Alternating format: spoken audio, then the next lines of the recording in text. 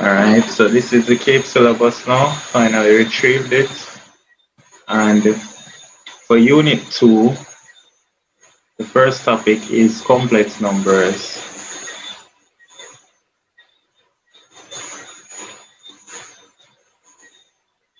Here it is, complex numbers.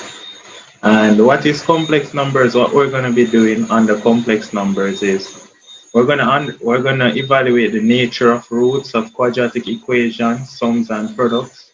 We're going to look at conjugate pairs of complex roots. We're going to look at how to add, subtract, multiply, divide two complex numbers.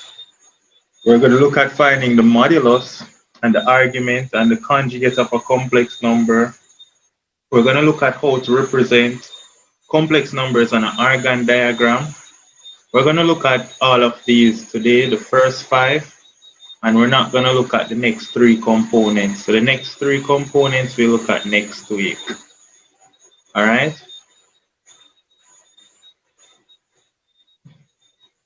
Fair enough? Yes, sir. All right. So we're going to look at these 5 today. All right? And then we look at these 3 next week. I almost said tomorrow, next week. All right?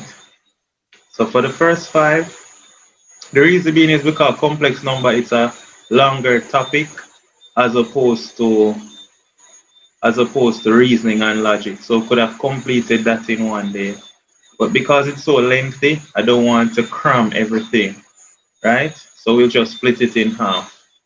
So we're going to look at these 5 today and then the next 3 tomorrow. But we're going to have lots of fun, all right? Lots of fun. So let's get to it. All right. So complex numbers. To understand complex number, we have to first go back to number theory. And we have to go back to number theory from what we learned in primary school and possibly even basic school. Right? So we started with number theory where we learned about natural numbers. And we said natural numbers are the set of all counting numbers, right? Right, so we said natural numbers are the set of all counting numbers. So 1, 2, 3, 4, 5, 6, 7, 8, 9. We keep on counting. Those are natural numbers because it comes naturally. Those are the numbers we count with. Now, whole numbers are the set of natural numbers plus the number 0. So whole numbers is just all the natural numbers plus the number zeros. Then we started talking about negative numbers next. And so this is defined by integers. Integers now are the set of all positive and negative whole numbers. So -5, -4, 25, 3, 6, those are all integers. And then we have numbers that can't be whole numbers, can't be integers. These now are fractions like 0.5, 0.7. So we can write those as maybe 4/7, 1/2, 3/4. Once it can be written in the form of P divided by Q, then we say that it is known as a rational number. It's a rational number. The symbol that they use for rational number is Q. So Q is the symbol for rational number. And then we have the set of irrational number. Now, irrational number are the set of numbers such that we cannot write them as a fraction and they're not whole numbers. For example, the number pi. If we were to work out what is pi, some textbook will tell you pi is equal to 22/7. Some books tell you pi is 22/7. Some books tell us that pi is 3.142. Some books tell us that pi is maybe 3.1459. So there's no set value for pi. It's 3.141 and it continue. So we cannot write pi as a fraction, right? This is just an estimate of pi, 22/7. And so since there is no set value for pi, we say that it's an irrational number. So those are the numbers that cannot be expressed as a terminating form. For example, the square root of 3. We cannot write this in fraction form or a whole number form, because look at the square root of 4. The square root of 4, that just works out to be 2. And then we know that 2 is a rational number because 2 can be written as 2 over 1. We know that 2 is also an integer, 2 is a whole number, and 2 is a natural number. But the square root of 3, we cannot tell you what is that. That is going to work out to be 1.73 something, something, something, something, something, something, something, and it can't stop. So it's known as an irrational number. And then we have the set of real numbers. The set of real numbers is just, the set of real numbers is a set of all the numbers. Set of real numbers is just the set of all the numbers that we would have been exposed to from the primary school level. So all of the irrational numbers, irrational, integers, whole numbers, natural numbers, all of that come under what they call the universal set known as real numbers. Now that's where they lied to us and say this. They said that the real numbers is the universal set for numbers, but that's where they lied. Here's the truth now. That's where they lied. I just noticed you turn on your camera. Nice. Nice. It's actually the first time I'm seeing you. You know that, right? It's actually the first time. Nice. Alright. So, yes, as I was saying, so let's look at what they actually tell us so far. So this is what they taught us in primary school. If we were to put it in the form of a set, let's put it in a set. Yes, my Venn diagram is real poor.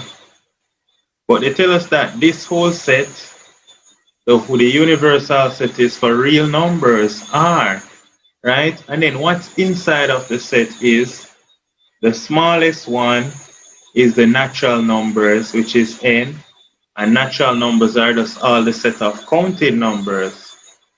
Then after that, we have whole numbers, where whole numbers is all the natural numbers plus the addition of the number 0. And so we say that this set is whole numbers.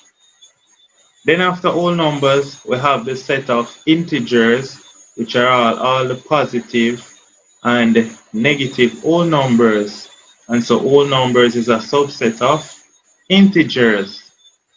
After which now we have the set of rational numbers, and we say that the whole integers is a subset of rational numbers, rational numbers as Q. Then the complement of all these sets is a set of irrational number, which is Q prime for numbers such as pi or the square root of 3. These are irrational numbers. Then we learn that the set of real numbers contain all of these numbers. However, they didn't tell us about one particular number, right? They didn't tell us about one particular number, and that number is known as complex number. Let's look at an example of where did this idea of complex number come from. Let's go back to solving equations, and I'm going to write a simple equation. Like, let's say we have this equation, and they say x squared plus 1 is equal to 0. What is the value of x if we have this equation? -1. Negative 1. Why would you say negative 1? So we try to make x the subject, right? Yes. So let's So say, yeah, go ahead. so then you say x squared is equal to -1. Negative 1, right? So what is x?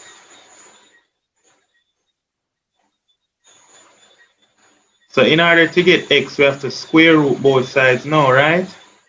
Yes. So let's say we square root both sides now. So x is the square root of negative 1. Now what is the value for the square root of -1? Just plug that in a calculator.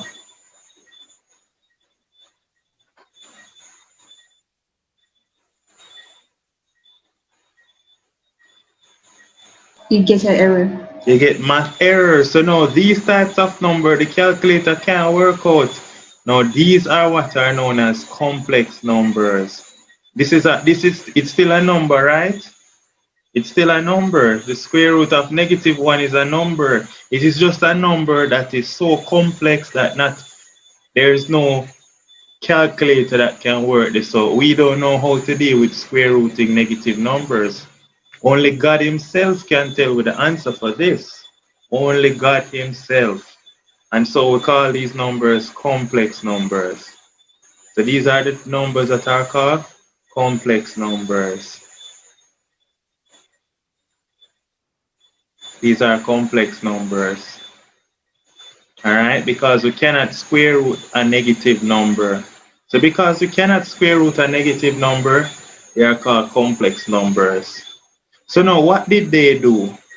What they decided to do now was, since we cannot evaluate a complex number, what they did was say, all right, we're gonna let a new number I, we're gonna let I, they use common I, we're gonna let common I be equal to the square root of -1.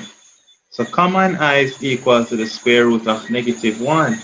And so in this case, we'd say that the solution is x is equal to, when you square, the square root of -1 is I. So we'd say that x is equal to I. That's the solution for it. All right, and look how it makes sense. If x is I and you replace x with the square root of -1, the square root of -1, and you square it to get -1. Because look now, if you have x is the square root of -1, you have the square root of -1, and you're going to square it. What they say is that the square would cancel the square root. And so left back with just -1 plus 1, and that would give us 0. And so indeed x is equal to I. So now this is what we call a complex number. All right? So that's a complex number. This is just the intro of the definition of how they came up with what they call complex number. All right. Let's go back to the notes. So here it is now. So now a complex number is a number that has a real number and an imaginary number of the form a plus bi. So this is the form in which we're going to express complex numbers. And we generally call a complex number z. So you're going to see a lot of times they write z. So a complex number is generally in the form a plus bi, where a and b are real numbers, but I is an imaginary number. Now, how did they come up with this? For example, let's say you're solving an equation and you end up get, under the square root sign, you end up get something like the square root of -36. The square root of -36, we can simplify it to be the square root of 36. This is using some topic from Unit 1. Using surd, we can break it up as the square root of 36 times the square root of -1. But we'll just say that the square root of -1, they call that I.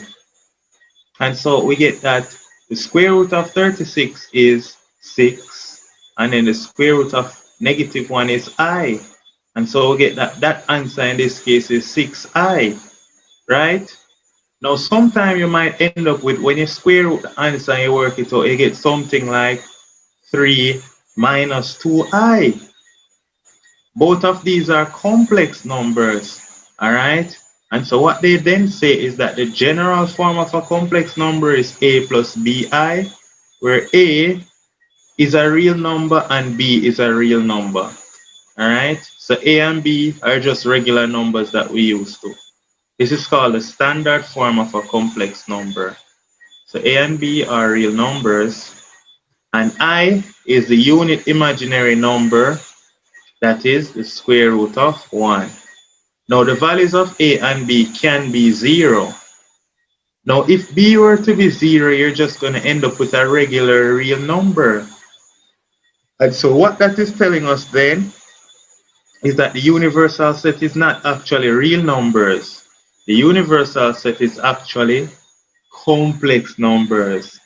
So all numbers can fall under complex numbers. And so complex numbers is the real universal set. All right? Complex numbers is the real universal set. This is the real deal. All right? So this is just the standard form of a complex number, a plus bi. So let's write down some example. For example, these are some complex numbers. 1 plus I, 2 minus 6i, 2i, and 4. So for this question, right, remember how we say a complex number is? A complex number is in the form a plus bi, right? Where a and b are real numbers. In this case, our a is 1 and our b is 1. In this case, a is 2 and our b is negative 6. In this case, where we have 2i, 2i can be written as 0 plus 2i. And so what we have is that our a is 0 and our b is 2. 4, a real number is a complex number. So 4 can be written as 4 plus 0i. And so all we say then is that our a is 4 and our b is 0. All right? So now, the set of complex numbers, as we said, they generalize it by calling the set C. So for real numbers, we call the set R, but for complex numbers, we call the set C. And the complex number can be written as Z is equal to X plus I times Y, where X and Y are elements of real numbers. So X and Y are real numbers, as we can see right here. 2 minus 6i, 2 is a real number, negative 6 is a real number. Now what they then say is that they call the part A, so this right here that is A, they call it the real part of the complex number Z, and Y is called the imaginary part of the complex number, denoted as the imaginary part of Z. So from up here, what we're saying then is the complex number Z is equal to 1 plus I. So how they write is that the real part, so they shorten the real part for RE. So the real part of the complex number Z, they say that is equal to 1. And they say that the imaginary part, so this part now is the imaginary part. The imaginary part of Z is equal to the coefficient of I. The coefficient of I here is 1. All right. So what's the real part of this one? Tell me the real part and the imaginary part. The real part would be 2, Yes. So the real part of Z is 2. Very good. And what's the imaginary part? 6. Imaginary part is negative 6. Negative. The imaginary part of Z here is negative 6. Nice. Notice that we didn't say negative 6i, we just said negative 6. That's the imaginary part. Just the coefficient of the I is the imaginary part. So here it said, note that the imaginary part does not include I. Now, by working with the set of complex numbers, right, generally how complex numbers came about was when we were trying to solve quadratic equations, and we noticed that not every quadratic equation could be solved. Now, introducing complex numbers allows us to find the solutions of these quadratic equations. For example, x squared plus x plus 1 equals 0. Let's look at it. on a clear sheet, right? We're solving x squared plus x plus 1 equals 0. X squared plus x plus 1 is equal to 0. Now in solving this equation, what's the quadratic formula? How do we find x? Could be negative, is negative a plus or Negative b, minus. negative b, Oh, it's negative negative b, plus or yeah, minus, plus or minus and then the square root. the square root, See, is it a squared? square root of b squared, Square roots of b b. squared minus 4 times a times c divided by 2a. That's the quadratic formula, right? Divided by 2a. This is the quadratic formula. X is equal to minus b plus or minus the square root of b squared minus 4ac divided by 2a. That's the quadratic formula. Now that we have that for the quadratic formula, so what we then get is that x is equal to what's b? Negative 1. So it's going to be minus 1 plus or minus the square root of, talk to me, 1 squared yeah, minus 4 yeah, times 1 squared. times 1 squared, which is times 1, nice, over 2 2, very times good. 1. 2 times 1, which is just 2. So we're getting x now is equal to minus 1 plus or minus. Now, what is 1 squared minus 4?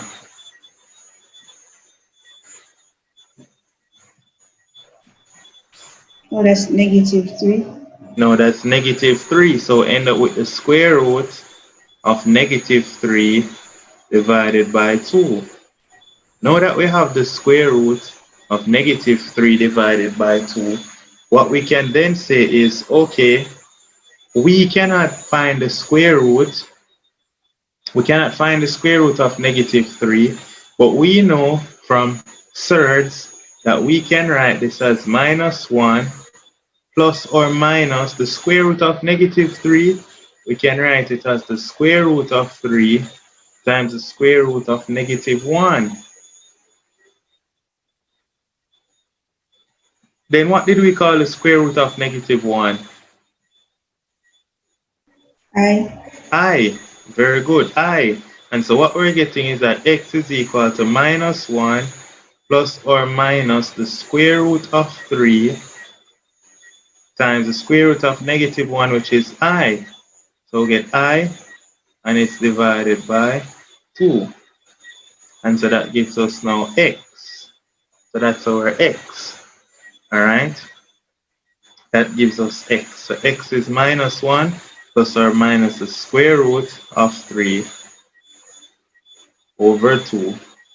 All right? So that is x now. But this is now a complex number because we can continue and say that, oh, well, x is really equal to, if we take this, divide both of the terms by 2, we're really getting minus 1 over 2. Let's only look at the one with the plus the square root of 3 over 2 times I, right? That's what we have for the first solution for x, right? Right, because we can separate them as two separate terms, don't it? Yes, sir. And also the other solution for x would be minus 1 over 2 minus root 3 over 2 times I. Now these are what are known as complex solutions for quadratic equations. Alright, these are known as complex solutions for quadratic equation. What would be the real part of this number? What's the real part of x? Negative 1 over 2. Right, very good. So in this question, since it's not z now, we would say that the real part of this number x, the real part of x is equal to, we would say negative 1 over 2. And what's the complex part for this right here? What's the complex? Root What's the 3 over, imaginary part of x? root 3 over 2. 3 over 2, very good. Root 3 over 2. Nice. Very good. All right. So this is just an application of using complex number when we're going to have to solve quadratic equations. So what they did was in CSEC and CAPE Unit 1, they only give quadratic equations that were not complex numbers. In Unit 2, they can give you any quadratic equation to solve, one that can be complex number, one that is a normal quadratic, anything. All So, right? sir, when you write the real number, do you have to say real for the, do you have to do the other one as well? So real Repeat. equals, so you wrote the first x, the positive one, do you have to write the negative one? Oh, no, no, no. You wouldn't even have to write this, Okay. right? You're not going to be, they're not going to need you to write the real part of x is negative a half or the imaginary part of x is whatever. But we just need to know that this part is the real part and this part is the imaginary part because it's going to become useful to know which is the real part and which is the real part when we're doing other parts of complex number. We're going to use this to do some calculations, all right, such as when we're learning to do the 4 basic operations on complex numbers. All right, so you won't be required to write this down. All right. You would just stop right here by saying x is either this or x is this. But we need to write it down now just for practice to know which is the imaginary and which is the real. So I have some examples right here, and you're going to tell me what's the real part and what's the imaginary part. Number 1, what's the real part? 2. The real part is 2. Nice.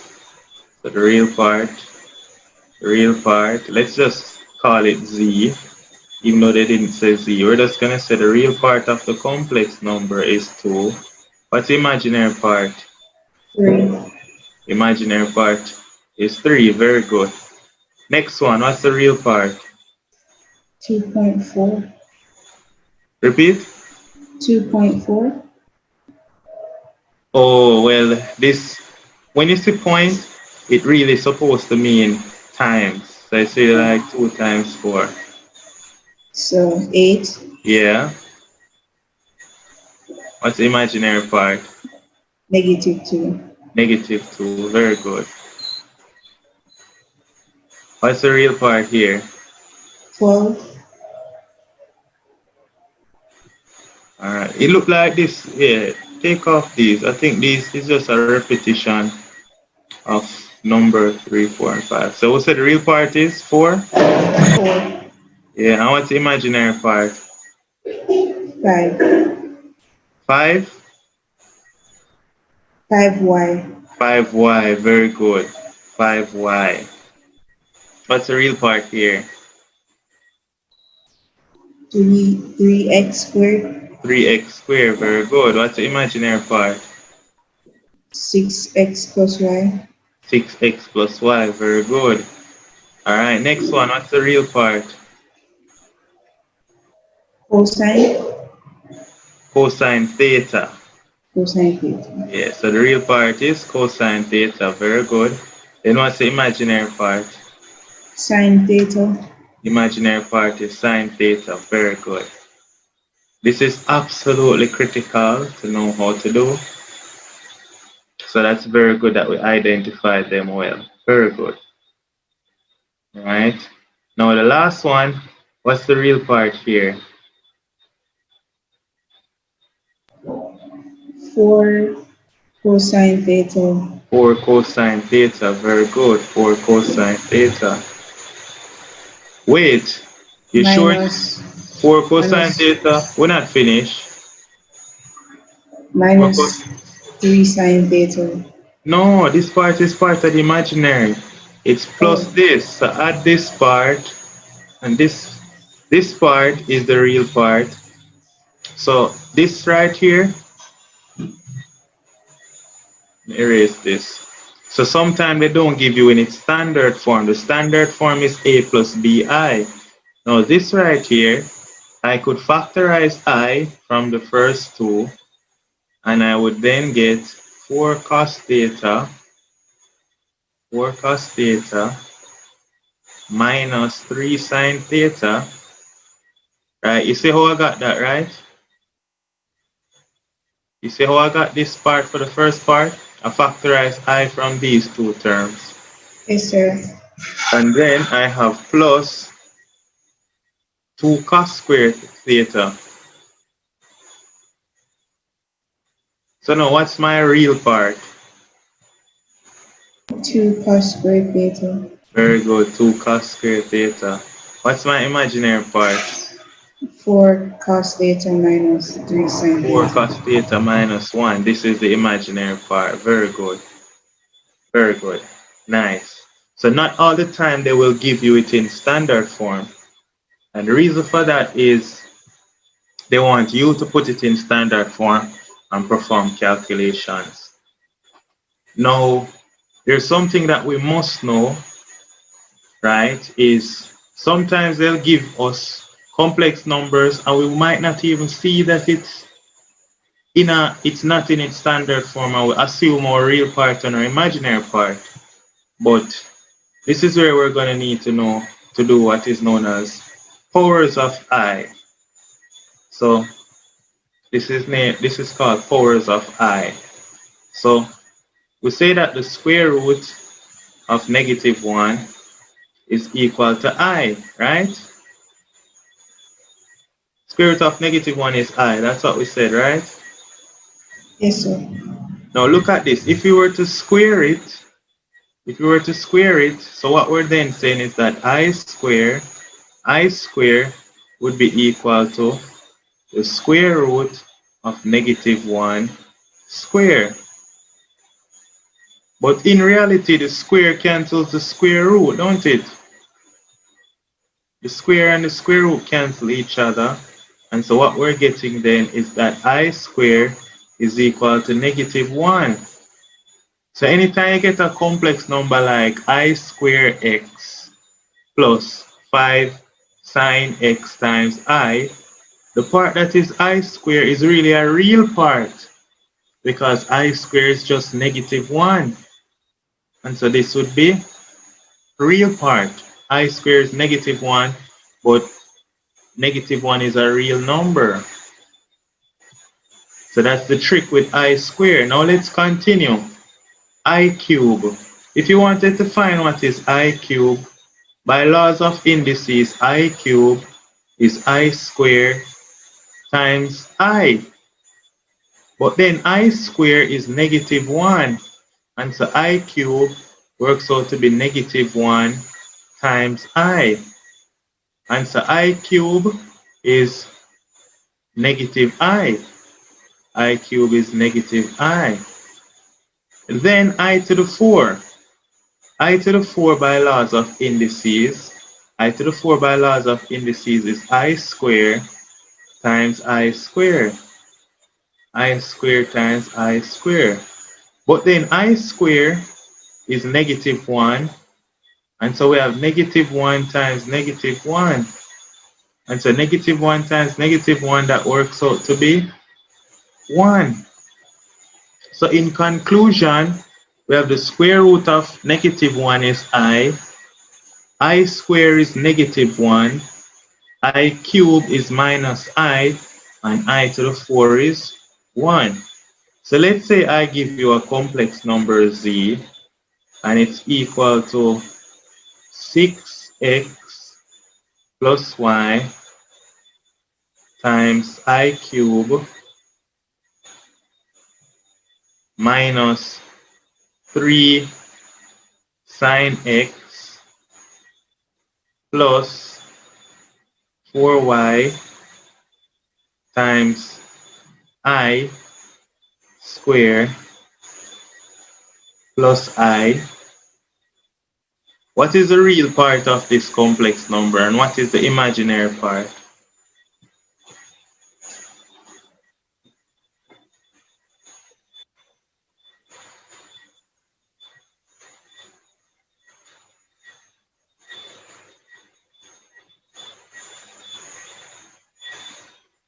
The real one would be I squared.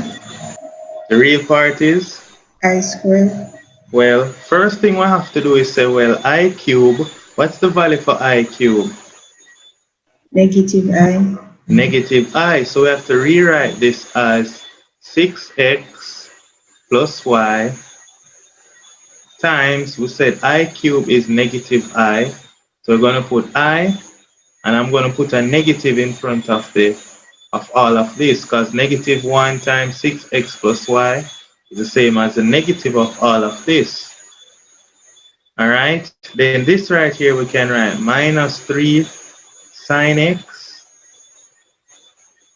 plus, now I square is negative 1. So what we're then going to get is I square is negative 1, and so 4y times I square is 4y times negative 1, and negative 1 times 4y is negative 4y, and then we have plus I. So what we're then getting is, now, in order to find what this complex number is, we have to group our real part and group our imaginary part, meaning group the real numbers them together and group the imaginary numbers together. So the real numbers are the numbers without I, which are these two. So group them together to get minus 3 sine x, minus 3 sine x, minus 4y. And then we group our imaginary part together, which is this, minus 6y plus I. So we group those together to get plus I minus 6x plus y times I. And so now we have our real part together and our imaginary part together. So what we're getting then is that the complex number is really minus 3 sine x minus 4y, and then we can factorize I from these two terms to get plus I times. If we factorize I from it, we get 1 minus 6x plus y. After we do all of that, now we notice that this is now the real part.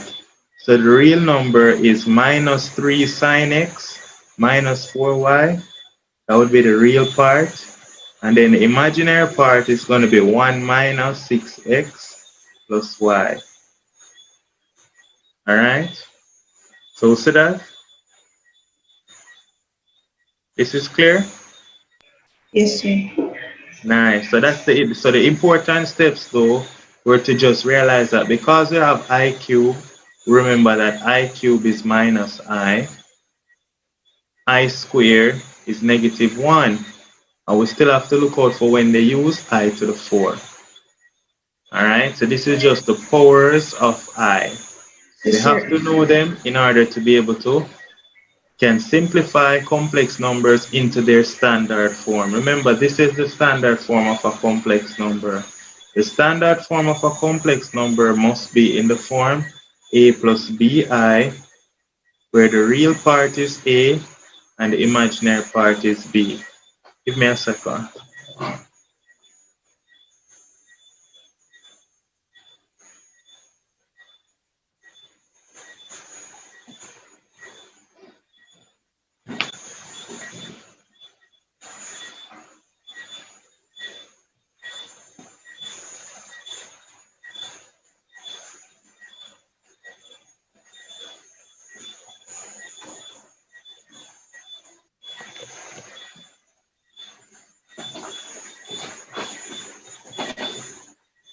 Alright, so as we were saying, this is the standard form of a complex number where the real part is A and the imaginary part is B. So we always have to put a complex number in this form. We always have to put a complex number in this form. So Alright? sir, Yes. to I to the squared to the yes. So I squared is a real number I squared is a real number. I squared is and -1. I to the fourth pole is one. Yes. So it's a I real to the number as well. yes. Alright? Now what we're gonna learn also, what they also like to do sometimes is give associated powers with these four. For example, I to the 8. I to the 8 is really I to the 4 times I to the 4.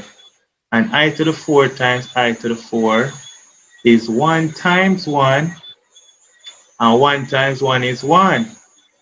Alright?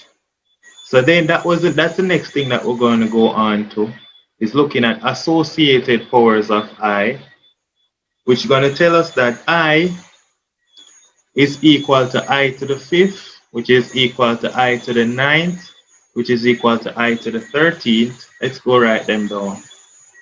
Let's go to another clear sheet. All right. So again, remind me, what is I?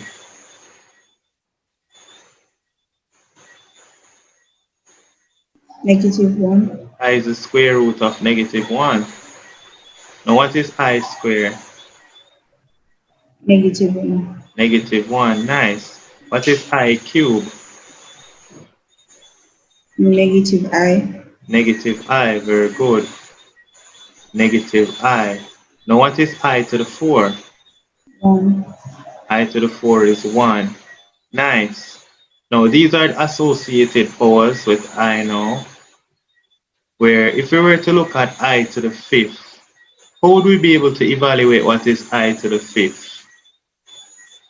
I to the 5th is just by laws of indices, I to the 1 times I to the 4, don't it? Yes sir. I to the 1 times I to the 4. But then I to the 1 times I to the 4, we know that I to the 4 is 1, and so I to the 5th works out to be just I. We can see that?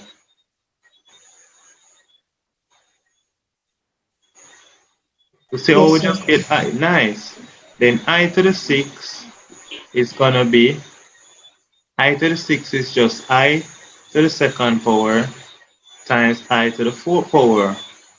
Well, I to the 4th power is 1. And so this works out to just be I square, and I square is -1. So I to the 6 is -1. So what do you think is going to be I to the 7?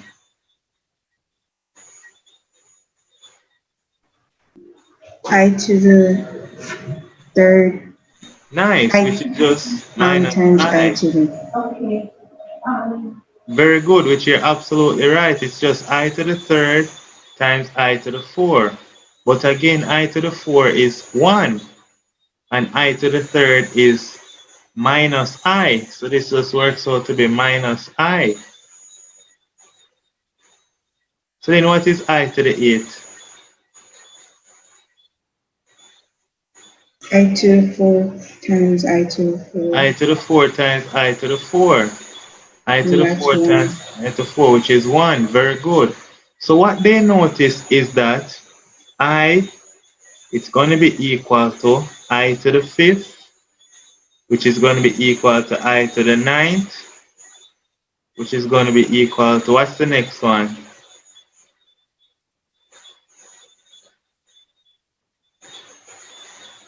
I to the what? So we're just adding 4 to the power, and so I is equal to I to the 5th, which is equal to I to the 9th, which is equal to I to the 13th, and all of them is the same as the square root of -1.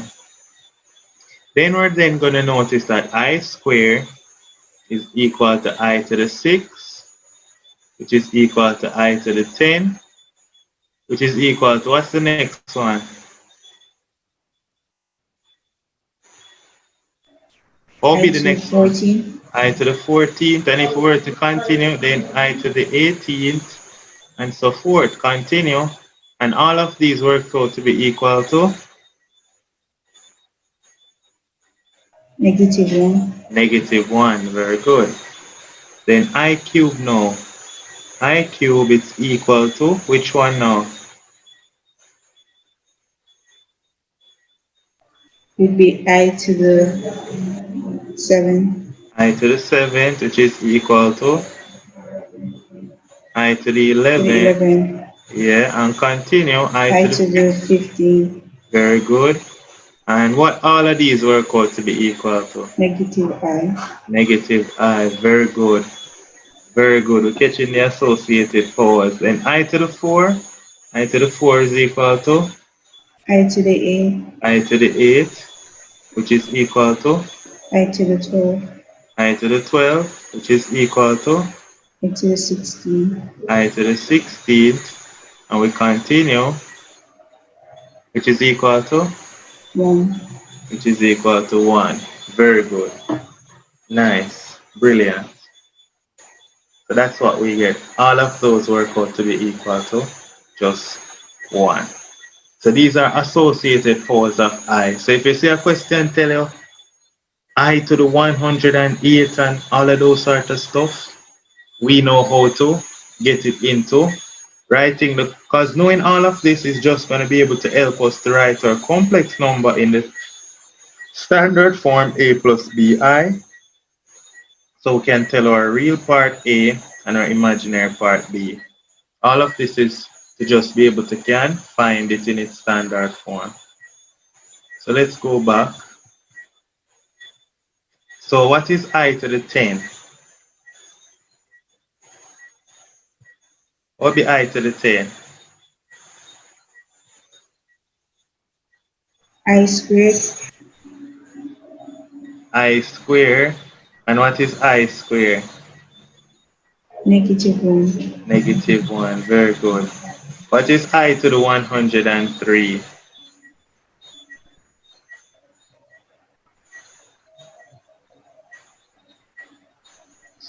I'm not sure how you'd split that one. Alright, so to split this one, what I'd say is first and foremost, try to get this to an even number. So I could write this as what's the closest even number to 103?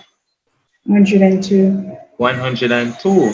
So I can say, alright, 102, but try to get it to an even number that is divisible by 4. What's the closest even number divisible by 4? Is that 104? 100, right? 100 is divisible by 4. So I to the 100 times I cube.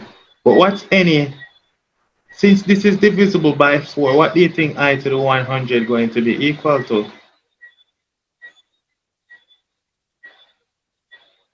Because if you keep adding 4s, you have 4, 8, 12, 16, 20, 24, 28, blah, blah, blah, blah, 92, 96, 100. So what do you think I to the 100 going to equal to?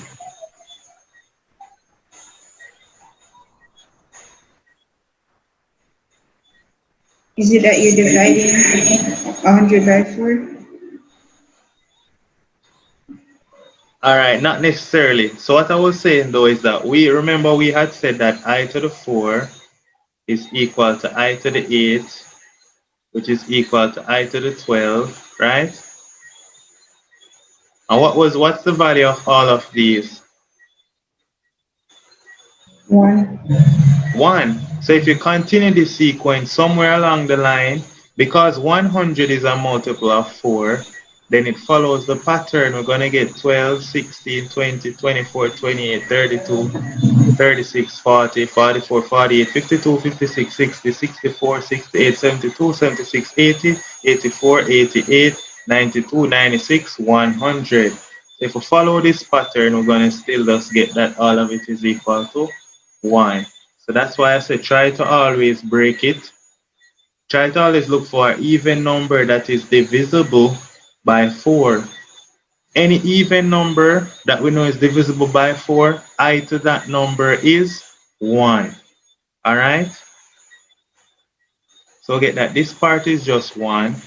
So just get 1 times I cube. And what is I cube? Negative I. Negative I. Very good. Let's try the other one now. What is I to the 57? So the answer would be, so the one that said Negative, oh I. yeah, I shouldn't put the, sorry. My apologies. Let me get rid of that. I don't know why I put this there. Negative I, thank you. What is I to the 57? I to 52. 52 is the closest one. Yes. You sure add 4 more to 52?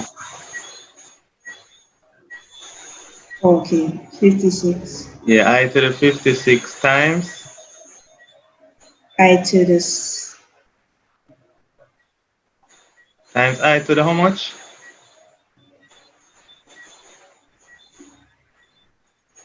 to 1. Times I to the 1, very good. Then what's I to the 56? That'd be 1. That's 1, yeah. So 1 times I is just I. I to the 57 is just I. Very good. What's I to the 15?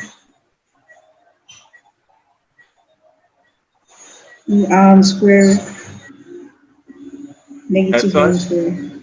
I to the 15? No, it's I squared. I square. Yes. I to the 15 is I square, you sure? I think so. I to the 15, we can break it up as I to the what? I to the what 4? We should still do it by 4, divisible Yeah, by 4 always too. do it. Once you see it greater than I to the 4, just start breaking it down like that. Okay. No, it's I to the 3. So it's I to the 12 times I cube. And we know that I to the 12 is, Hmm. I So to the that's 12 is 1, so it's just I cube. Then what is I cube? negative I. Negative I. Very good. Negative I. Nice. Nice. So now we're going to look at some complex numbers now. And we're going to try to identify their real parts and their imaginary parts. For this complex number, the first one, what is the real part and what's the imaginary part? The real part is 2. 2, you sure? Now what is I squared? I squared is negative 1. So this number can then be written as 2 plus 3 times I squared, which is negative 1, minus 4I. So then 3 times negative 1 plus 2 is 2 plus 3 times negative Oh, 1. 2 plus negative 3. Yes, and 2 plus negative 3 is negative 1 minus 4I. So what's the real part now? Negative 1. So the real part is negative 1, and what's the imaginary part? Negative 4. Negative 4. Very good. So that's the key of why we needed to know powers of I, because they're going to give us question where we are going to need to be able to can say, oh, but I squared is negative 1. All right? So look at this one now. What's the real part and what's the imaginary part? The real part would be 4 minus 2I squared. Very good. So we can simplify that to see what that is. So we know that we can write it as 4 minus 2 times I squared, but I squared is negative 1. So it's 2 times negative 1 plus, what is 3I cubed? Negative I, so I cube is negative I, so we can write that it's 3 times negative I plus 5I. So what we then get is, we have 4 minus 2 times negative 1. Negative 2 times negative 1 is 2. 4 plus 2 is 6. So we get 6. Then 5I plus negative 3I is positive 2I. So what's the real part? 6, 6. And what's the imaginary part? 2. 2. Very good. So that's the importance of having to be able to, we have to be able to just use the powers of I to simplify it. Alright? Alright, now let's look at a tricky one now. It says 4xi. Notice that this is a capital I and not your usual regular I. So we have 4xi plus 5yi squared plus yxi cubed plus y cubed I. What is this now? The real part. What's the real part? The real part would be 5y, 5yi squared That's all? That's the only real part? plus, plus 4xi. Very good, because this is not a real number. This is not a complex number. This I right here, this I could mean that I is equal to 10. We don't know. This is a capital I. The only I that they will use to associate with imaginary number is small I. Alright? So think of this I just like how you have a x. It's just a variable. So the real part, so let's just write it down. Our real part will just be these two right here. So the real part will just be our 4xi plus our 5y times I squared, but our I squared is negative 1. So if we wanted to simplify it, our real part is 4xi minus 5y. That's our real part. Alright?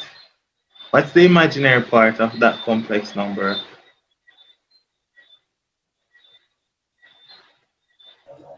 Y x plus y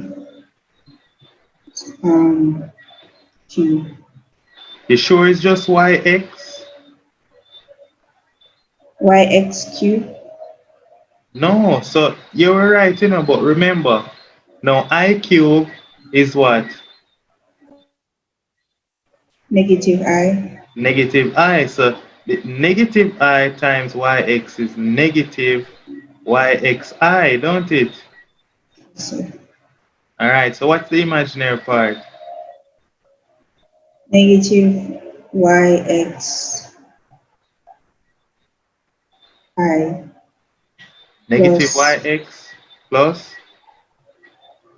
y cube. y cube. Very good. Very good. So now the trick right here was just remember that our I cube is just minus I. So the imaginary part is just going to be minus yx plus y cube. Right? That's the trick. Alright?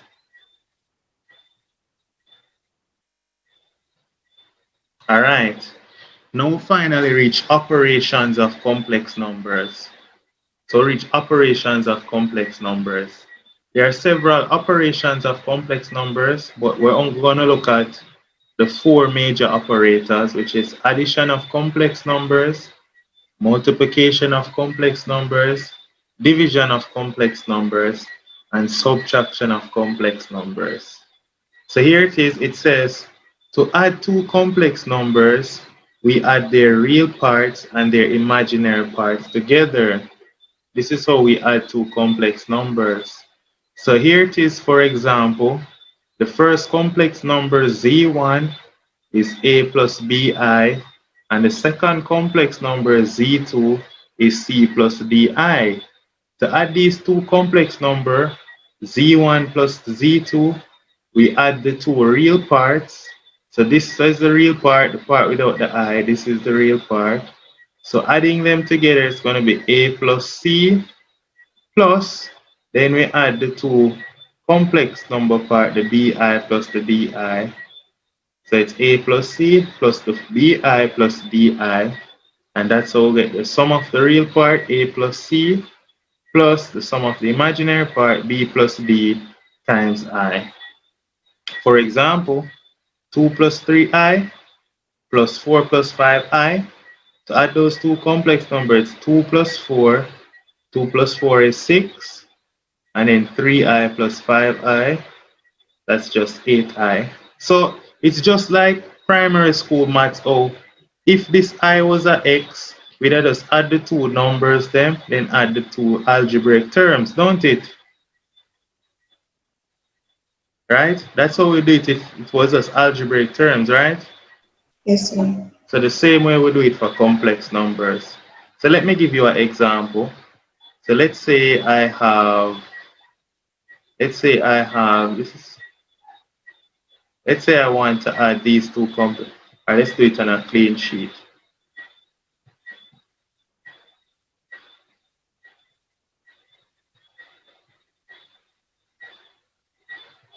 This is addition of complex numbers. Let's say we have 6 plus 3i, and we're adding it to plus 7 minus 4i. How would I add these two complex numbers? What's the result? So it'd be 6 plus 7, 6 plus 7, yeah, and then 3i minus minus 4i, 4i, very good. And so what we're getting is 6 plus 7, which is 13, 13, yeah, and then negative I. very good. Nice, very, very good. Brilliant. Let's look at another example of addition. Let's say I gave you the complex number minus 6i plus root 3i minus 7. That's one complex number. Plus, let's say I gave you 3x squared, 3x squared I squared, 3x squared I squared plus yx I plus I cube. How would I add these three complex numbers?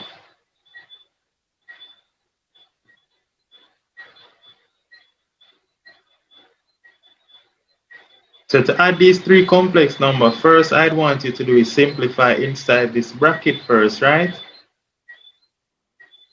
So let's simplify this inside this bracket first.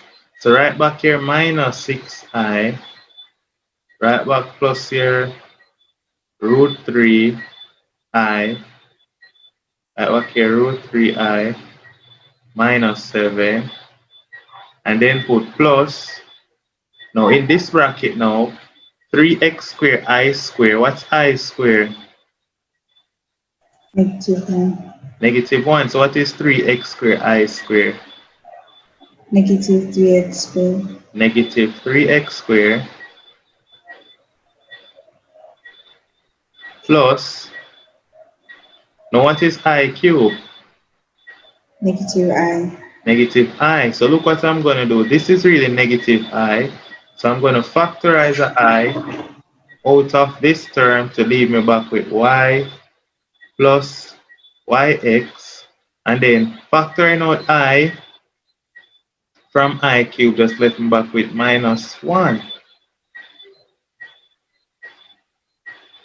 Alright? And so that gives me the real part. This gives me the imaginary part. Alright? You see how I have the minus 1 right here, so? Yes, sir. Nice. So now, how would I add these now? So it'd be negative 3x squared Negative 3x squared. Yeah. Plus what else?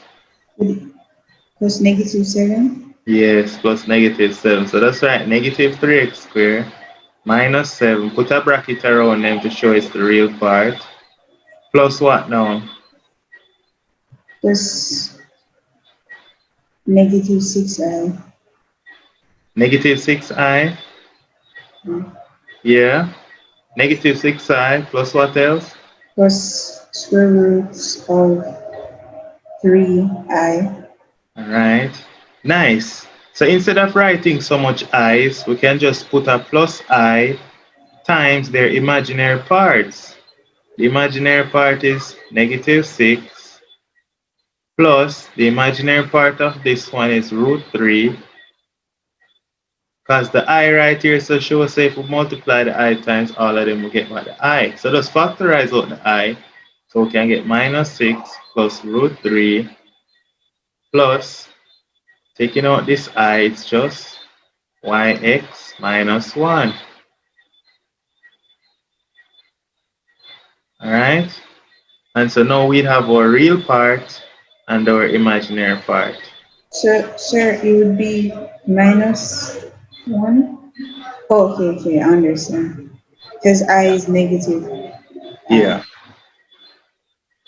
nice. And that's that. And that's how we would add these three complex numbers. Alright? No issues. So let's look at the next one now. And the next one is subtraction. So to subtract two complex numbers, we subtract real from real and imaginary from imaginary. So for example, we have z1 minus z2. So because we have z1 minus z2, we're going to subtract the real part. So we're going to subtract the c from a and the di from bi. Because if you were to look at it, z1 minus z2, in reality, let's say we didn't know about complex numbers. So z1 minus z2, z1 is a plus bi, minus z2, minus bracket, what was z2? C plus di, c plus di. Now, because we're subtracting all of this, we have to expand the minus sign into both of them. This will become a plus bi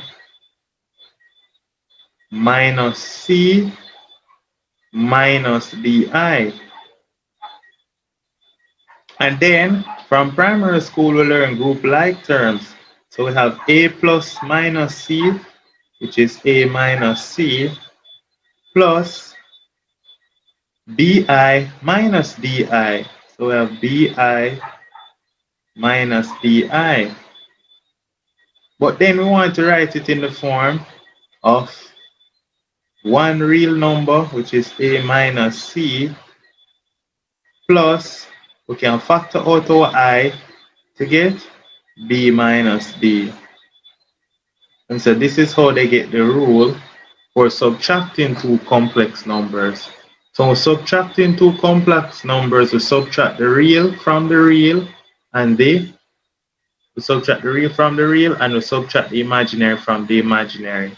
So 2 plus 3i minus 4 plus 5i, we say the 2 minus 4, then the 3i minus 5i, and so we get negative 2 minus 2i. So let me give you an example. Let me say we have, let's say we have 2, let's say we have 2 plus 7i, and I want you to subtract the complex number 6 minus 3i. What's going to be this answer?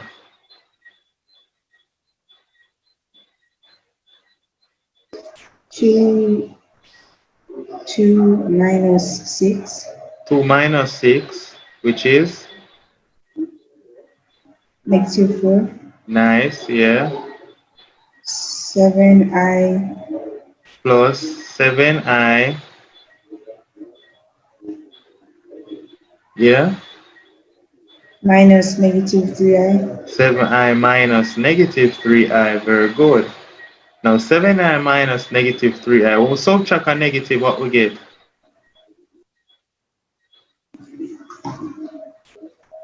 7i minus negative 3i is 10, 10i, very good, 10i, so we get plus 10i, plus 10i, alright? So we get plus 10i, very good, easy, soft, alright, nice, and that's subtraction of complex numbers, alright? The next thing to look at is multiplication of complex numbers. So in multiplying complex numbers, generally you can be given multiplying a complex number by some constant. In this case, we're going to call the constant lambda. So we're multiplying a complex number z1 times lambda. It's going to be lambda times a plus bi, and that's equal to, think of the distributive law, it's just lambda times a plus lambda times bi. So that's how we multiply a constant times a complex number.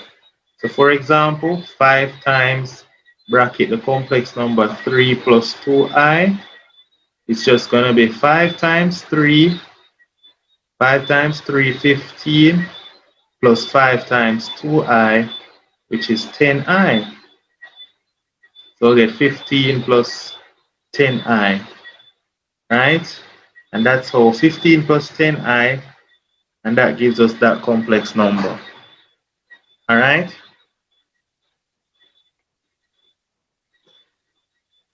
So that's how we would multiply a scalar times a complex number. Now right here, we're multiplying a complex number by a complex number. So let's say we're multiplying z1 times z2. All right, so we're multiplying two complex numbers. So let's do it on a clear sheet. All right, so when we're multiplying two complex numbers, this is what happened. Let's say we're multiplying a plus bi times a plus bi times c plus bi. How do we expand these two brackets or multiply them? What's it going to become? a times c A times c, yeah, plus b times di, plus bi what again? plus bi times di, Plus bi times di plus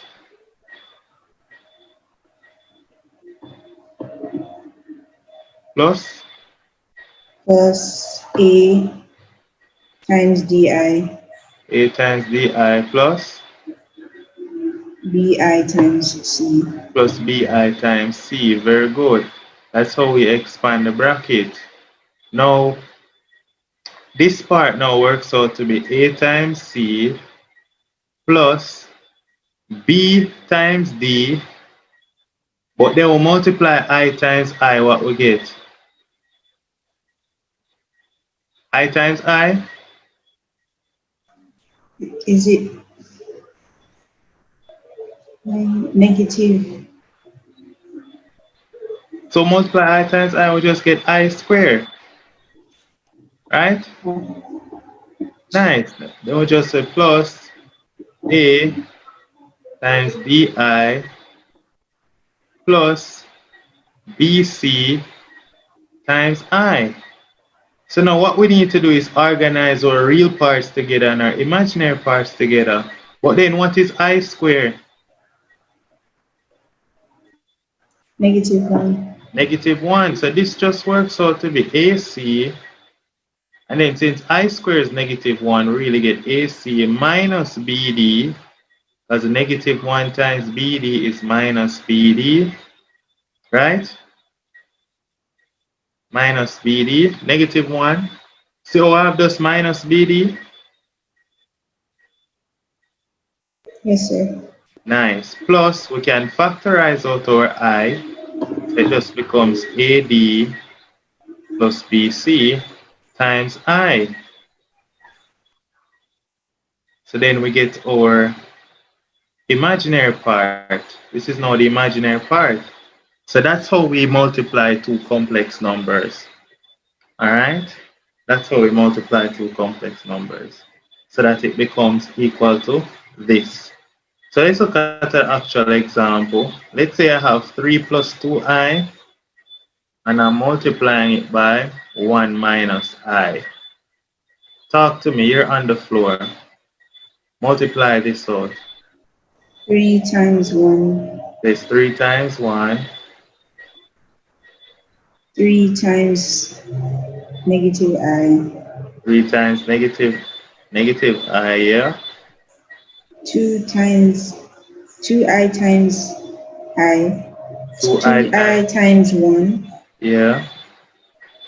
And then 2I times negative I. 2i times negative I. Very good. So this works out to be 3 times 1, 3, minus 3i. Then we have 1 times 2i is just plus 2i. Then what is 2i times minus I squared? 2I times, is that negative 1? That's negative. So 2i times minus I, that gives us. So let's multiply the I times the I first Oh, part. negative I. Negative 2i squared. Negative 2I squared. Negative 2i squared. But you know what is I squared? Negative 1. Negative 1. That is negative 1 times 2. 3. 2. Positive 2. 2. So we can just rewrite this as 3. But then the minus 3i plus 2i, that's just minus I. And 3 plus 2. Then minus the 2 times our I squared, which is negative 1. So then what we get then is just negative 2 times negative 1 is positive 2. So we get 3 minus I plus positive 2. And so we get 3 plus positive 2 is 5. So we get 5 minus I. All right? Yes, sir. So let's get 5 minus I. And so that's how we multiply two complex number. All right? That's how we multiply two complex number.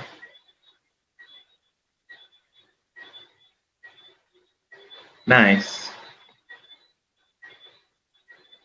Now let's look at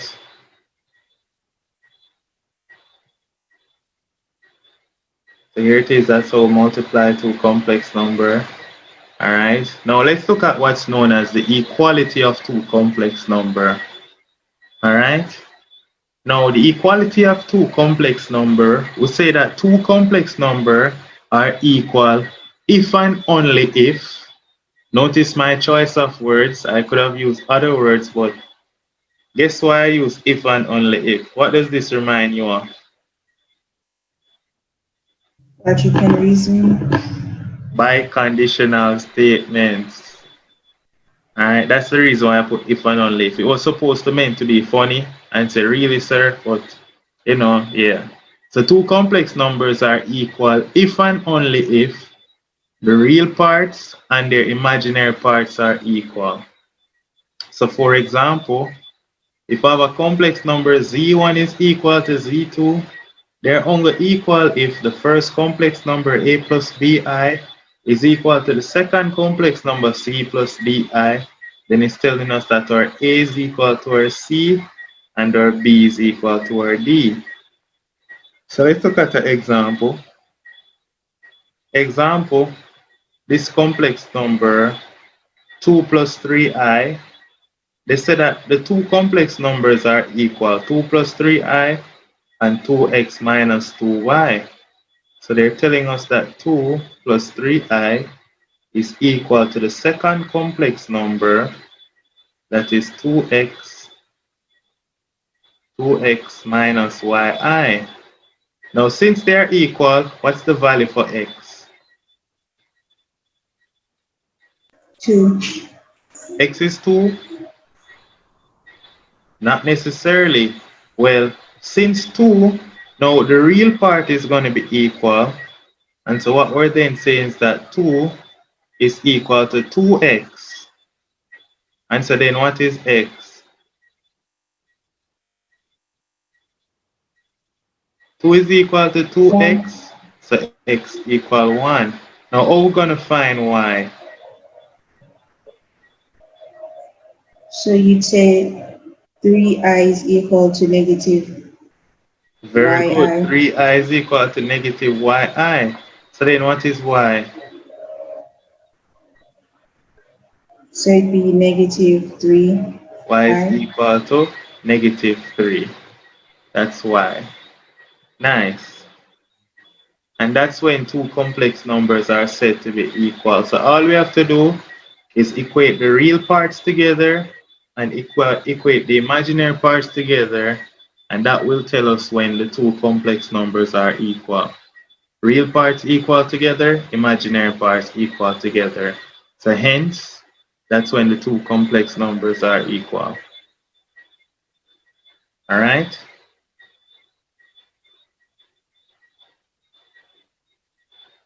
The next thing now is, all right, so now I give you some complex number. I says E1 is 3 plus 2i, then Z2 is 1 minus I, and Z3 is 4 plus 6i. Let's see what the question is going to ask us. Oh, so it's asking us to do something, do some calculation. So let's go around here and do them. So I'm going to edit the numbers a bit.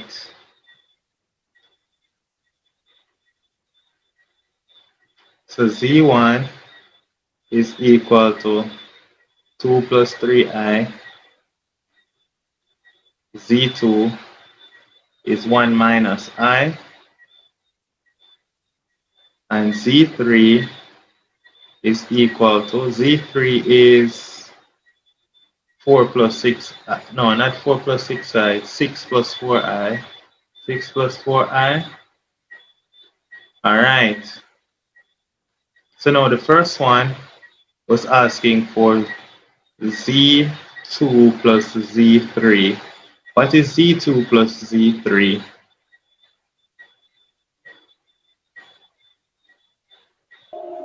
2 plus 3i. No, z2 plus 1 minus I, and 1 then minus I, yeah, 6 plus 4i. plus 6 plus 4i. So what does this work out to be? So 1 is equal to 6. 1 is equal to 6? Why 1 is equal to 6? Because I thought the real would equate to No, we're the just adding them. They never said Z2 oh equals oh, Z3. so We're they're just just adding adding. them. Okay, Yeah. all right, 7. So we get 7 And that's negative I plus 4, so that's 3i. plus 3i. Very good. Very good. We were just adding them. Nice. All right. Now the third, let's say the second part now. What would be Z1 minus Z3? What's Z1 minus Z3? 2 plus 3i 2 plus 3i, yes. minus 6 plus 4i. Minus 6 plus 4i. Very good. Nice. So So 2 what minus does it 6, work out to be? negative 4, Negative 4, and then 3 minus 4i, which is just I, negative I. negative I. Very good. Very good. Brilliant. Now look how I'm going to add a nice part to it now. Let's say they said given, given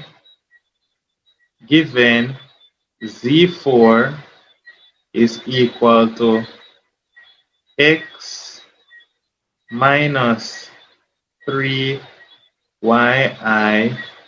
and z4, let's say z4 is equal to z2, find x and y. Find x and y. How are we going to find x and y? So x is equal to 1. X is because, right, very good. Because we have to equate the complex numbers. So what they're telling us is x minus 3yi is equal to 1 minus I. So as you rightfully said, x is equal to 1. Then what is y? Y is 3, y Y is what? 3, So then we're going to have to equate our imaginary part to say negative 3yi is equal to negative I. negative I. Alright, so what that tells us? That tells us then that negative 3y equal negative 1, don't it? Yes, sir. Nice. And so what is y?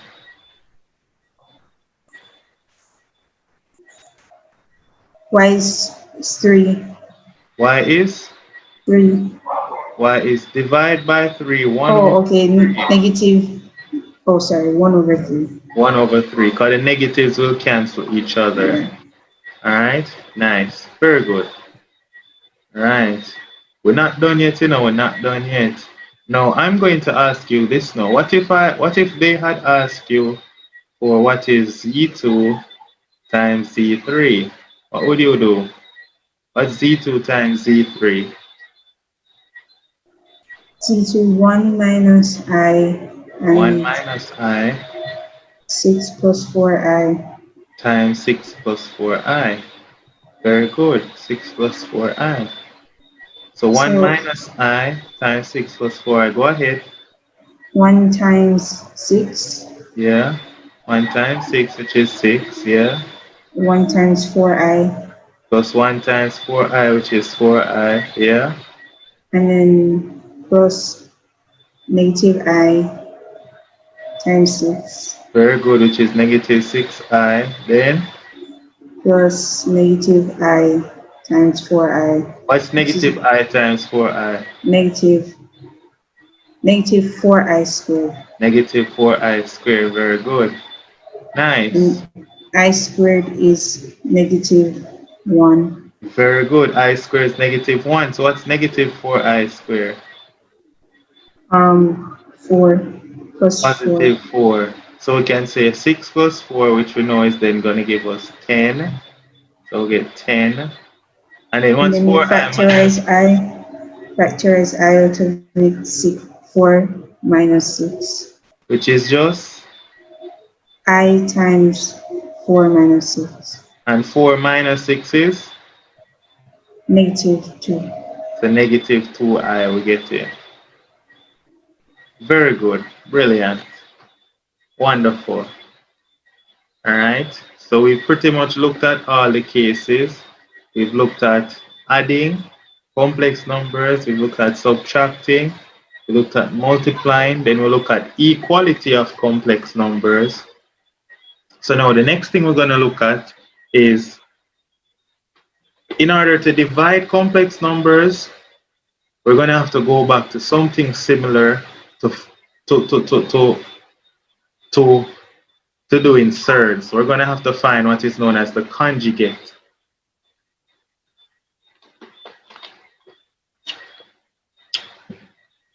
All right, so what is a conjugate? If z is a complex number which is equal to a plus bi, then the conjugate of z is denoted as z star, or it is denoted as z bar. Z star or z bar, that's the conjugate of a complex number. All right. And then the conjugate is defined by a minus bi. So the conjugate is defined by a minus bi. So here are some complex numbers and their conjugates. So for example, minus 2 plus 3i, the conjugate of this is a plus bi, then the conjugate is a minus bi. So the conjugate here is negative 2 minus 3i. Now if this is a minus now, right, then the conjugate is going to be change the minus to a plus. Alright, so let me give you an example. Let's say I give you a complex number z. Let's say I give you a complex number z and it's equal to 5x minus yi. What's the conjugate of z? 5x plus yi. Very good. So it would be z star, which is the conjugate, 5x plus yi. Very good. Let's say I give you a complex number z and it's equal to negative 1 minus I. What would be z star? Negative I plus negative 1 plus I. Plus I. Very good. All right. Now let's say I give you a complex number z is equal to I plus 5, I plus 5. And what would be z star, the conjugate? I make I minus 5. I minus 5, is sure? Now this is not in its standard form. So when it gives you as I plus 5, you have to rewrite it as 5 plus I. Remember, this is the standard form, a plus bi. They can't flip it around. So now what's the conjugate of 5 plus I? 5 minus I. 5 minus I, alright? So anytime they give you a complex number, you have to put it in standard form, alright?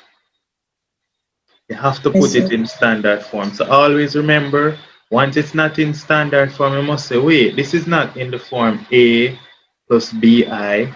No, it's not in that form, so I need to switch it around. So you go ahead and switch it around. Alright? So that's what you would do. Alright, let me clear this. We got those examples. Next thing we're going to look at is the properties of these conjugates. What are some properties of complex conjugates? Complex conjugates. Some properties of these.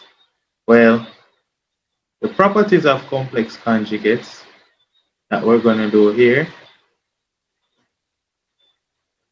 Alright, so let's say we have a number z, a plus bi, and we have the complex conjugate a minus bi, right? Let's say we're going to multiply a number and its conjugate. So multiply a number and its conjugate. So we have a plus bi and its conjugate is a minus bi. So we have a plus bi times a minus bi, which works out to be a square, a minus a times b times I, plus a times b times I, plus b, well, minus bi all square. Now the minus abi and the plus abi cancel each other, and then we know that I square is minus 1. So then minus 1 times minus b square is just plus b square, and so we get a square plus b square. So what this is saying is that anytime we multiply a complex number times its conjugate, we get a real number. So for example, let's say we have the complex number. Let's say z is equal to 3 plus 4i, and z star is equal to 3 minus 4i. Then what is z times z star? What should it be? Z times z star. 9 Z times, it's just going to be 3 square, because that's our a square plus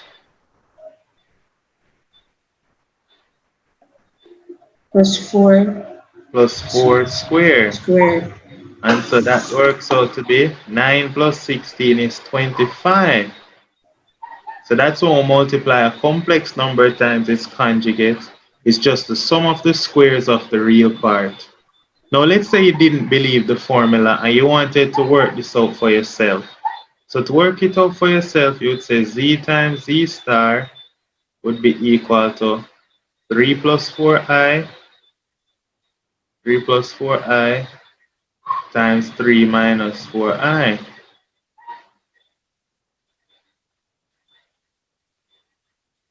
3 plus 4i times 3 minus 4i.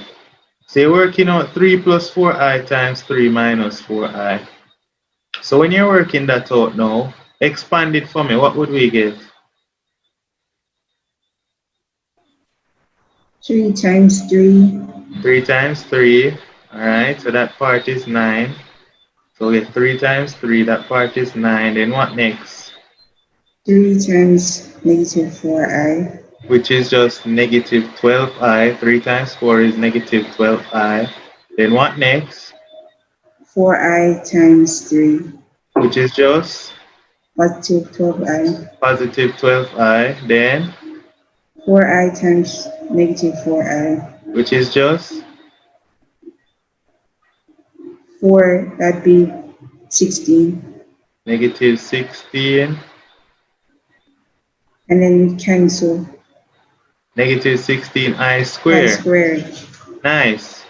Now the negative 12i and the plus 12i cancel, don't it? Yes, sir. So we get 9 minus negative 16i squared. But then what is I squared? Negative 1. Negative 1. So we get 9 minus 16 times negative 1. 9 minus negative 16 times negative 1 is 25. And so it is the same thing. So what they did was, you don't even need to show this working. You just need to remember that z, any complex number z times its conjugate is going to give you the sum of the square of the real part. Alright, sum of the squares of the real part, of the real number. So a squared plus b squared, and that's going to give us the result of a complex number multiplied by its conjugate. Alright. Now let's look at when we add a complex number plus its conjugate. When we add a complex number and its conjugate, so let's say we have a plus bi, and we add it to a minus bi, the plus bi and the minus bi cancel, and so we get 2 times a, which is 2 times the real number. So when we add the complex number and its conjugate, we get just a regular real number. So for example, let's say z is I plus 7. Then what would be the conjugate of I plus 7? 7 minus I. 7 minus I, very good. 7 minus I. That would be the conjugate z star.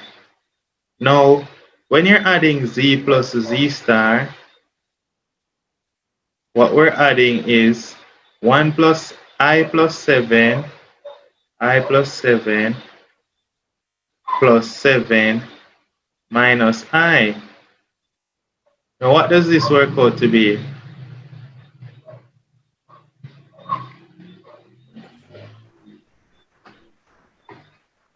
Would it change? Like I would be square root of negative No, 1? you just write I minus I. And what's I minus Oh, I? I minus 0. I? 0. And 7 plus 7? 14. 14. So we'll just get that z plus z star here is 14. So when we add two complex numbers, where one complex number and the other complex number is the conjugate of the complex number. When we add them, a complex number and its conjugate, we get a real number. All right, so adding a complex number and its conjugate, we get a real number. So a complex number plus its conjugate is twice the real part of the number. Nice. Now when we're subtracting now, so we have z minus z star, what we're going to get is a plus bi minus a minus bi, and it's just work out to be 2 times the imaginary part. Alright? So when we subtract two complex number, we get twice the imaginary part times I. So let's look at these examples.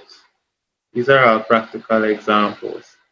So here I have, given that z1 is 3 plus 4i and z2 is 2 minus 3i, find what is z1 plus z1 star. What is z1 plus z1 star?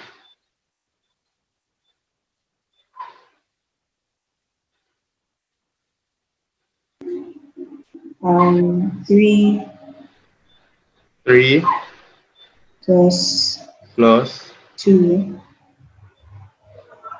3 plus 2, yeah, and then 3, plus, oh, plus,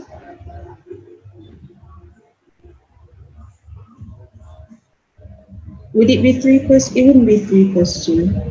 It'd be, it's 3 plus 4i. I was wondering what you were gonna do. I was waiting to see what you do after. So 3 plus 4i, yes, that is z1. Then we're adding now Plus z1 star. So what's z1 star? 3 minus 4i. 3 minus 4i, very good. So what's 3 plus 4i plus 3 minus 4i? So that's 9. That's how much? 9. 3 plus 3, where you get 9? Oh, 3 plus 3, 6. 6. And then, is that 4i plus negative 4i? 4i plus negative 4i, very good. So that's I squared, negative I squared. 4i plus minus 4i, what happened? Oh, they cancel out. They cancel out, so we just It's get just 6. 6. Nice. Now what would be z1 minus z1 star? 3 plus 4i 3 plus 4i minus 3 minus 4i minus 3 minus minus 4i, 4i. very good. Yeah, So 3 cancel out. so the 3's cancel, 3 minus 3 cancel, very good. Then And then what? 4i minus negative 4i. So that's 8i squared. Not 8i squared, just Sorry, 8i. 8i. Yeah, it only becomes square when we're multiplying them. Yeah. Alright, nice. Now what is z1 times z1 star? So 3 plus 4i. Yeah? Is that the multiplication one, or is it Yes. the equal to one? This is multiplying now. Okay, so 3 minus 4i. Times 3 minus 4i. So what we get that this is equal to? So 3 times 3 is 9, Yeah, 9. and then 3 times negative 4i is negative 12i, Yeah, and 4i times 3 is positive 12i, very good. and 4i times 4i is 16i squared, So negative 16i squared, very good. and Nice, then the 12 cancel out. very good. So that's 9 minus 16 times negative 1, Times negative 1, which is 25. 25, very good. Nice, now this says z2 times z2 star, which means, what are we multiplying? So 2 minus 3i 2 minus 3i, yeah, times times, 2 plus 3i. yeah, So yeah, 2 times 2 is 4. 4 Then 2 times 3i, 3 to 6. So that's 6i. plus 6i, yeah, And then negative 6i. negative 6i, yeah, Then negative 3i times positive 3i. which is 9 squared. negative 9i squared. Very good. So what does this work out to be now? 4 4 minus minus, 9 times negative 1. very good. And what is that? So that's 4, that's positive 9. So 4 plus 9. 13. Very good. Nice.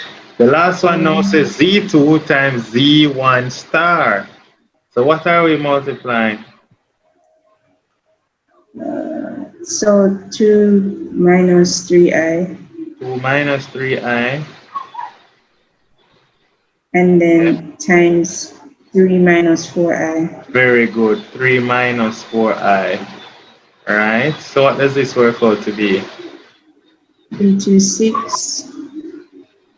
236. Then negative 2 times negative 4i, which is that's 8. Negative 8i. Negative 8i. Very good. Yeah. Negative 3i times 3. Negative 9i. Negative 9i. Very good. Yep. And then positive 12i squared. We get plus 12i squared. Very good. So what does this work out to be when we simplify it? So 6. So 6. And this would be negative 8 minus 9. That'd be negative 1. So what's 12i squared? So that's negative 12. 6 minus 12. Oh, so okay, because it turns it positive. So we're Yes, at, so wow. that's 6. So this is negative 6. Mm-hmm.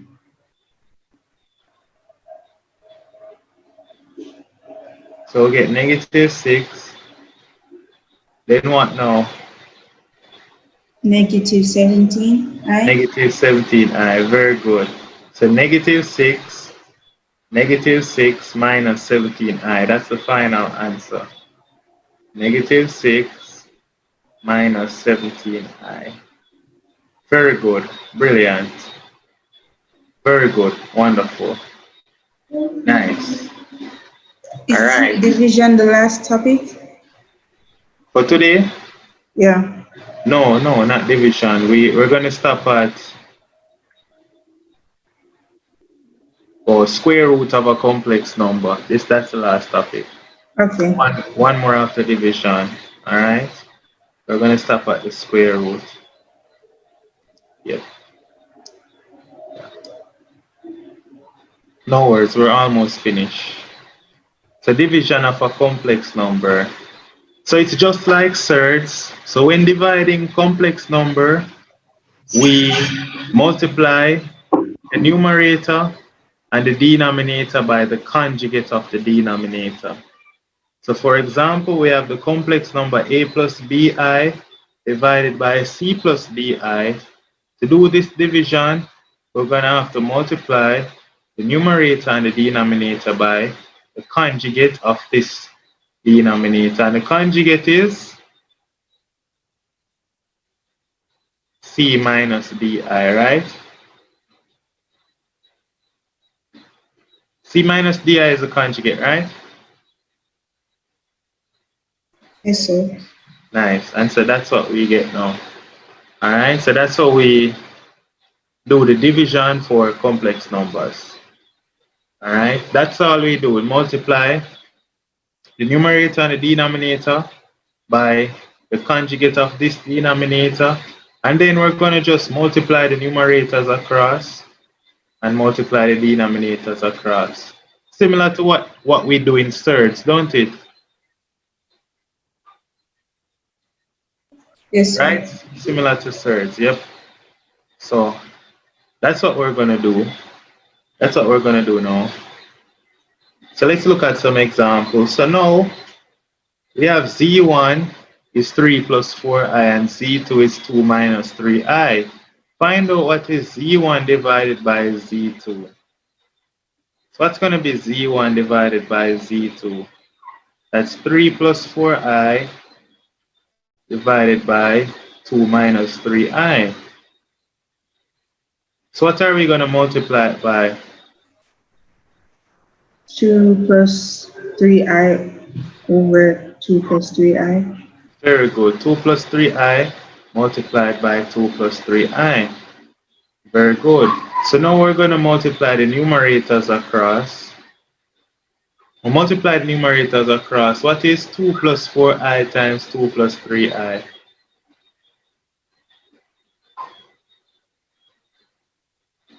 What you said, sir? What's going to be the numerator? We'll multiply them across. The 3 plus 4i times the 2 plus 3i. Oh, okay. 3 to 6. 2 times 3 is 6, yeah? Then 3i. 9i. 9i, very good. Yeah, 8i. very good. Yeah, 12. 12i squared. plus 12i squared, very good. Then it's being divided by what's 2 minus 3i times 2 plus 3i?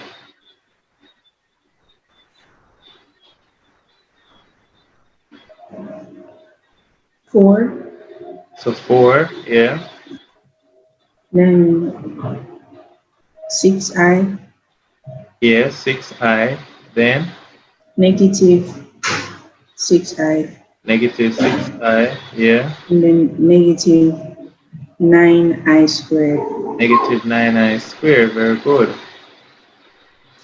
Nice. All right. And so, simplify the numerator for me now. So that's 6. Okay. Yeah, So that's 17i. 17i, yeah, And then 12 times negative 1. So that's negative 12. yeah, and negative 12 plus the 6 is? Oh, negative 12 plus 6 is negative 6 Very good. So it's just negative 6 plus plus 17. 17i. Aye, very good. Now simplify the denominator for me. 4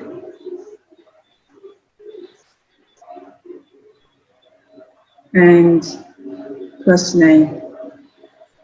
So 4 plus 9, which is 13. 13. And notice that the 6i and the minus 6i gone. So the answer Yes.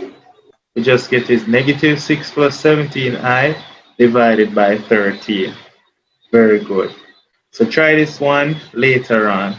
Alright, so you can try the reverse now, find what is z2 divided by z1.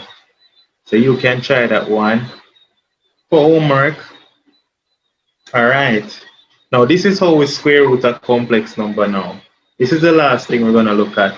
Finding the square roots of a complex number. So the same way, go to a new blank page.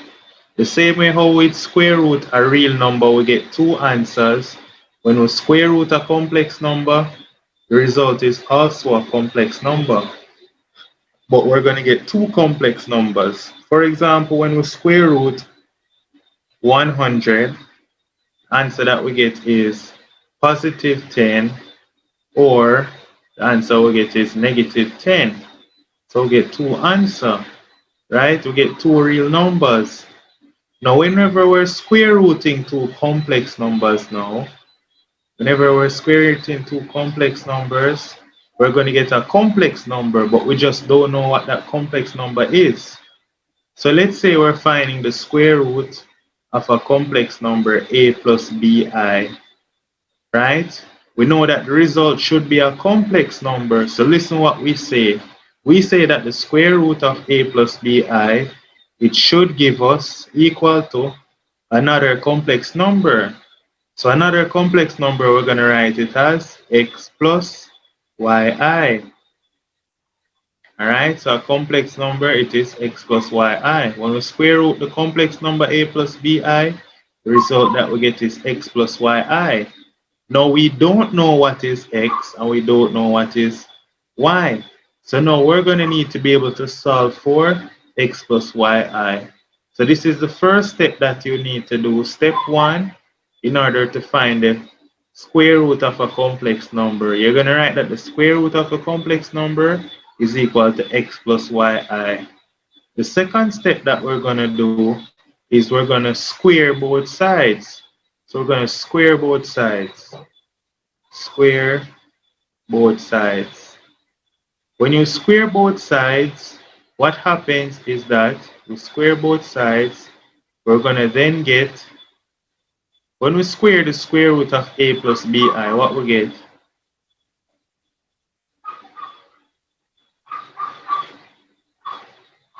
So when we square this side, what we're going to get is that the square cancels the square root, and so we get a plus bi is going to be equal to, when we square this side, we get x plus yi all square.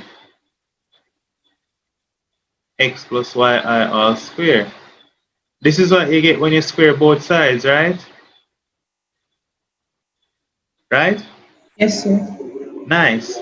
So now that we have a plus bi is equal to x plus yi square, we can expand this square bracket, and x plus yi square, how we expand this bracket, it's going to be first term square plus twice the product of the two plus 2 times x plus yi, so twice the product of the two plus second term square plus yi all square. Now yi all square can be simplified, so we get x squared plus 2x y times I plus, now yi square is y square I square, so we get plus y square I square. But then I square is what? -1. Negative 1. So I square is -1. So we're going to then get -1 times y square is minus y square. And so grouping the real parts, we're going to get x square minus y square plus 2xyi. 2xyi. Aha! So now what we're left with now is two complex numbers being equal to each other. But when two complex numbers equal to each other, we say that the real parts are equal and their complex parts are equal. So what we're then saying then is that a, this a must be equal to x squared minus y squared. A is equal to x squared minus y squared. And then what we're saying is that then b, the imaginary part b, must be equal to 2xyi. B is then equal to 2xyi. So that's step 2. Then step 3, we're going to solve the equation, solve the equation simultaneously. So we're going to solve simultaneously, solve simultaneously, solve simultaneous equation for x and y. For x and y. After you solve the simultaneous equation and you get x and you get y, then finally Step 4, we can conclude that then the square root of a plus bi is equal to whatever x work out to be plus whatever y work out to be times I. Because that's what we said from the very beginning, that it's going to be x plus yi. So once we find x and we find I, then we get the answer for what is the square root of a plus bi. Alright? Alright? Yes, sir. So these are the 4 steps to finding the square root of a complex number.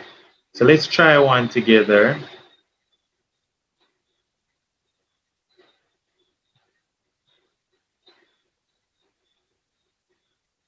Let's try one together. Alright?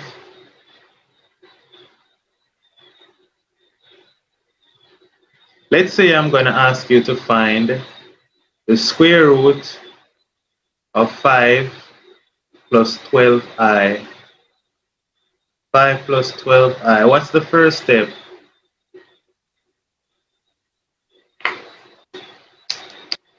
What's the first step to find the square root of 5 plus 12i?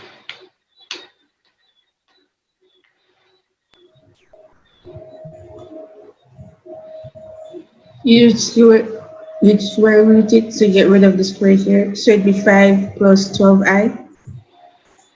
So remember what we said, the first step is we're going to say that the square root of a plus bi is x plus yi. Remember? Yes, sir. So that's step 1. So step 1 is we're going to say that the square root of 5 plus 12i is x plus yi. Alright? Then the next thing that we're going to do is we're going to square both sides. So that's step 1. Step 2 is we're going to square both sides. When we square both sides, what we're going to get then is 5 plus 12i is equal to x plus yi all squared. That's step 2.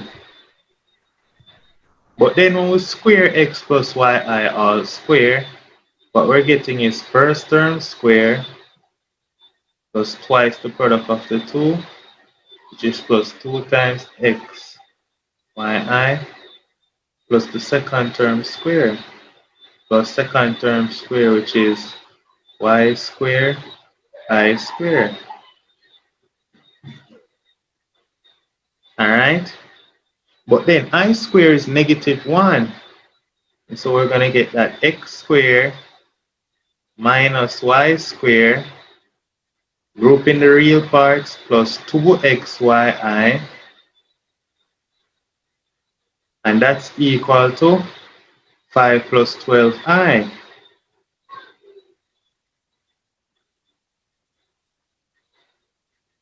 Now that we have that now, the real parts are equal, so 5 is equal to x squared minus y squared.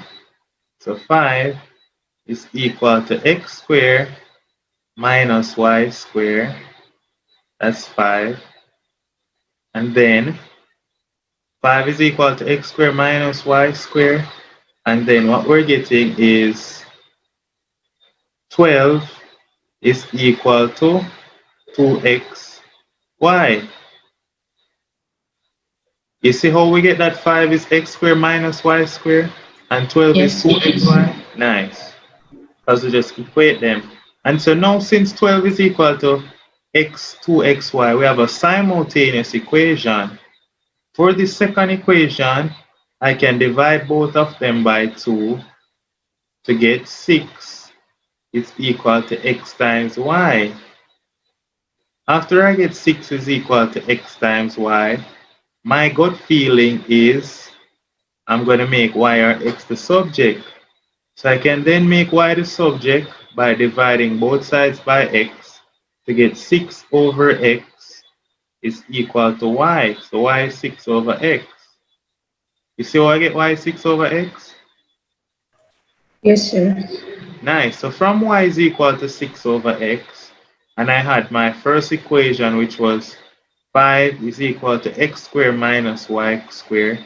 I can substitute y equals 6 over x into x squared minus y squared. So then I'm going to get, I put a colon to show that I'm substituting.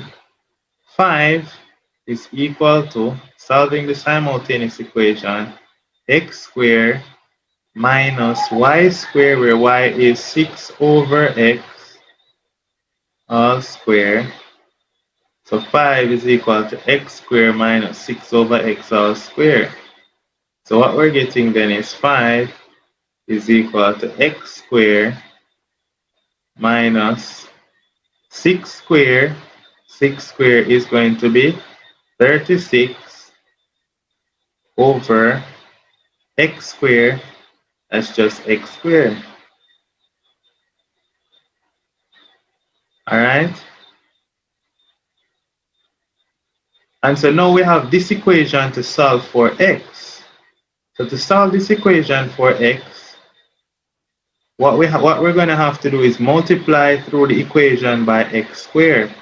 So we're going to multiply the equation through by x squared. When we multiply through by x squared, what we're going to then get is 5x squared is equal to x squared times x squared is x to the 4 minus 36 over x squared times x squared, that's just 36. Because I multiply through by x squared.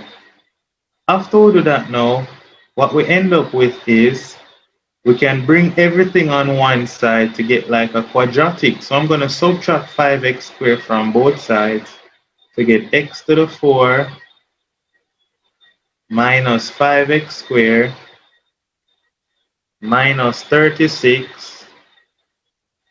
That's equal to 0.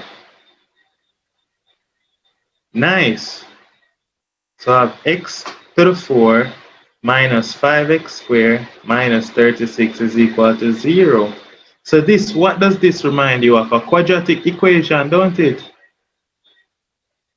Yes, Even sir. though it's x to the 4, we can look at it like a quadratic. So we can factorize it. In order for the first number to be x to the 4, we have to have x squared times x squared. So that part is going to give us x to the 4. Now, in order to get 36, it has to be 9 and it has to be 4, don't it? 9 times 4 is going to give us the 36. So factorizing x to the 4 minus 5x squared minus 36 is just x squared plus 4 times x squared minus 9. If you were to multiply them out, you'll see that this times this gives us x to the 4. This times this gives us minus 2x, 9x squared plus 4x squared, which is minus 5x squared.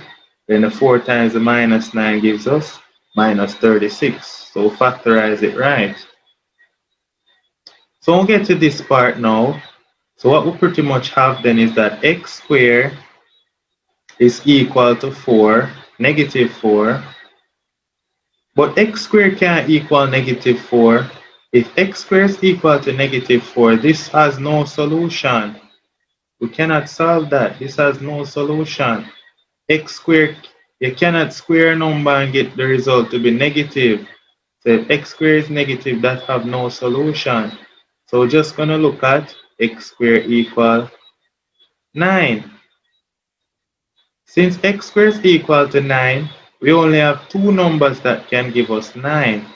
The two numbers are positive 3 and negative 3. So x is equal to plus 3 or x is equal to minus 3. Now after we get x is plus 3 or minus 3, we're good. We can get y now. Because remember, y was 6 over x. And so y is going to be 6 over 3, which is 2. So now there are two answers, you know. There are two answers. So the two answers are, I'm going to write it in coordinate form. When x is 3, y is 2. That's one answer. And the other answer is when x is negative 3, y is -2. And so the final answer then is that the square root of 5 plus 12i is equal to plus or minus, because we get two answers. What was x? 3. So it's plus or minus 3 plus 2i. There's a lot to take in, but it's just 4 steps we're doing. Alright?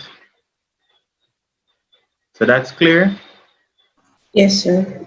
Nice. So let's do one. You're going to do one now. So we did this together. Now you're going to do one. So let me go on a blank page. You're gonna do one now. So we have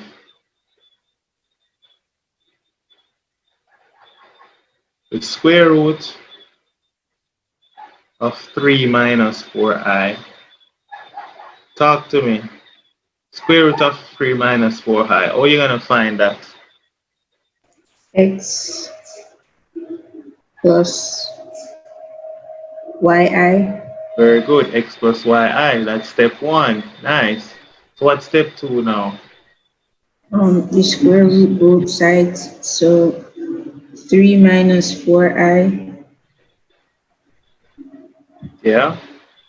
is equal to x plus yi all squared. X plus yi all squared. Very good.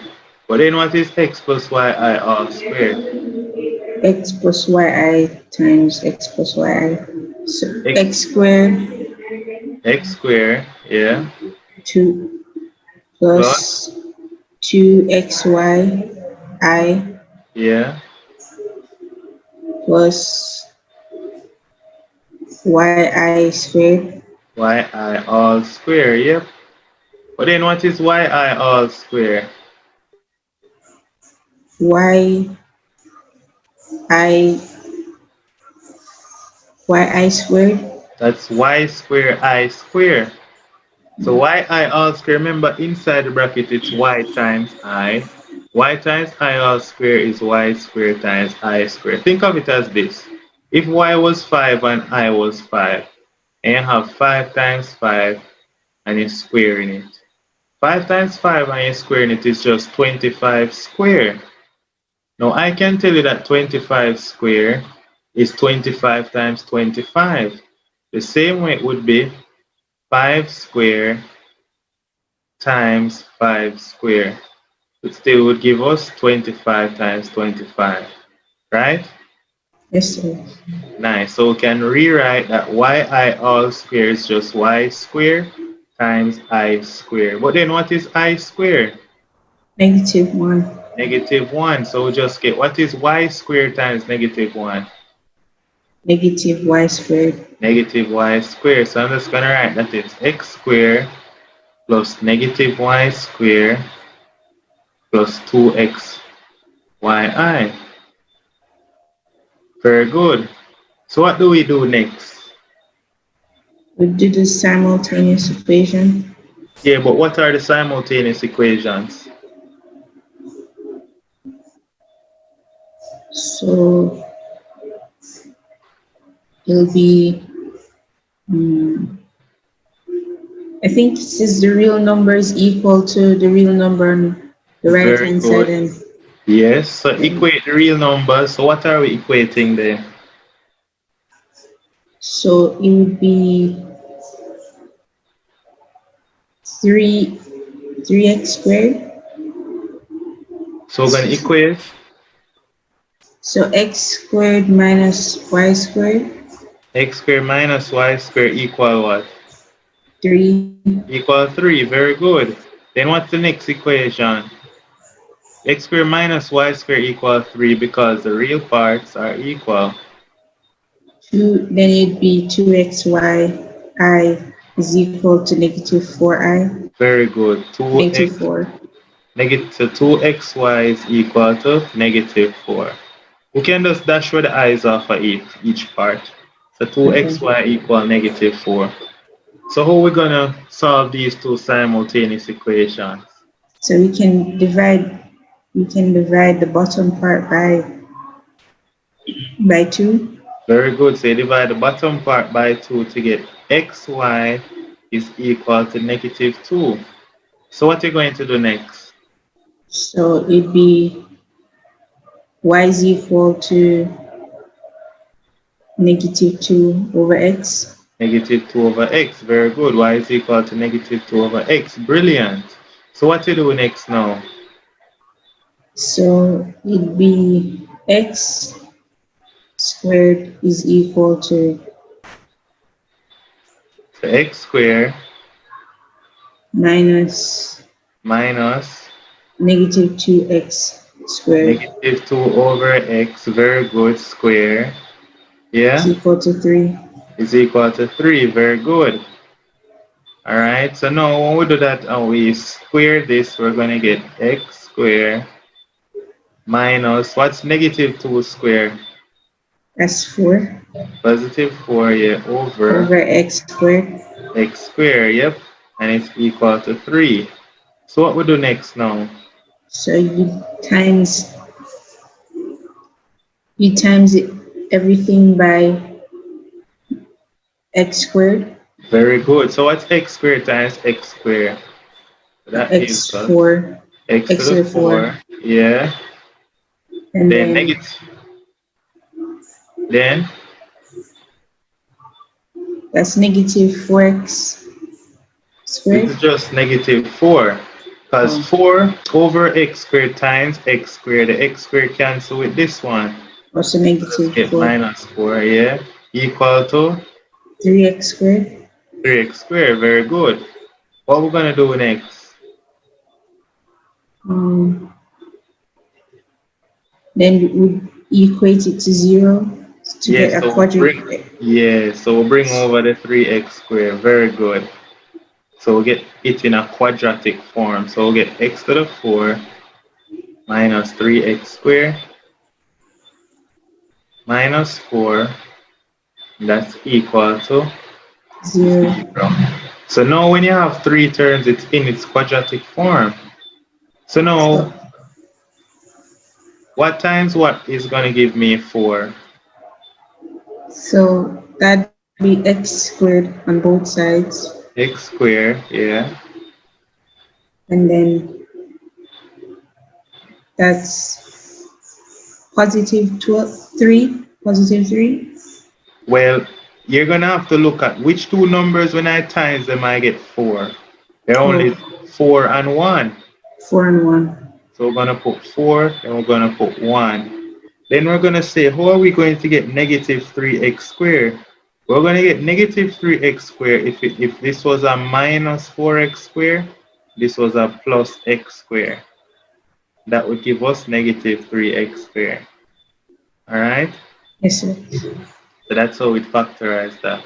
So So from this one, what are so we x saying? squared is equal to -1, Yeah, but you can't and square a number and get negative, so this have no answer, right? yes, So no so answer. So from x this squared one, is yeah, equal to 4, x squared equal 4, yep. and then you divide it by x squared. So we square root it. Yes, So when we square root it, what we get?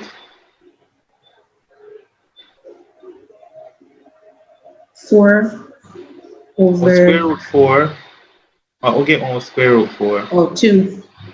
Plus or minus 2. Remember, when you square root, you get two answers. You get +2 or -2. So x equal 2 or -2. So how are we going to find y now? So we plug in the -2 and 2 into the other equation. Yep, very good, brilliant. So remember we had said that y, remember we had said that y was a particular value. We said y was, let's go back to the equation for y. We said that y was -2 over x, right? Yes, sir. We said y was -2 over x. So since y is negative 2 over x, what we're getting then for y is equal to negative 2 over, when x is 2, we just put 2, and so negative 2 over 2 is 1, or y is equal to negative 2 over x. Well, when x is negative 2, we get that y is equal to negative 2 over 2, which is 1, right? Yes, sir. Nice. So now this is going to have two answers. So it is x plus yi. So what we then say is that the square root of 3 minus 4i, it's equal to, when x is positive 2, it's going to be x plus yi. But when x is positive 2, y is negative 1. So it is 2 minus I, or that's one answer, or the square root of 3 minus 4i is equal to, when x is negative 2, right, minus 2 plus y is 1, so it is minus 2 plus I. So those are the two answers. All right? Yes, sir.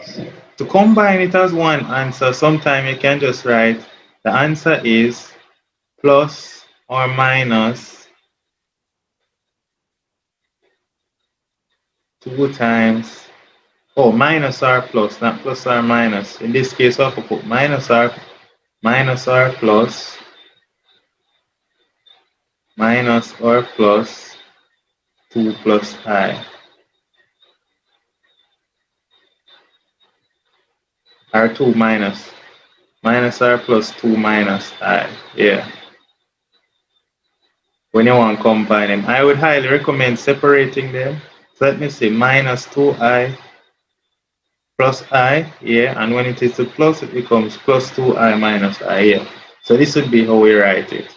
To combine it as one answer, it's minus or plus 2 minus I. All right? All right? Yes, sir. Nice. And that's pretty much how we find the square root of a complex number, right? So as I said, the first step is square both sides, then equate the real part, then solve the simultaneous equation. We just did this example, square root of 5 plus 12i. All right, do this simultaneous equation, and then we got our answer. So we get that it is 3 plus 2i, or 3 minus 2i. Whoa, and it's the exact same example I gave you to do, and we tried that one. All right. Before we go, yeah, this. Let me see something. Yeah, I think it would be wiser to stop right here. Don't do the Argon diagram, but stop right here. So don't worry. The last thing I want us to talk about then is finding the roots of a polynomial equation where we have a complex root. So it's pretty much regular simultaneous equation. Whenever we have a complex equation, right? Whenever we have a complex equation, the first thing we do is go to the quadratic formula to find the root. So like this question here, we have z squared plus z plus 1 equals 0. The first thing that we're required to do is go to the quadratic formula to find z. So from the first example from I, what would z be equal to?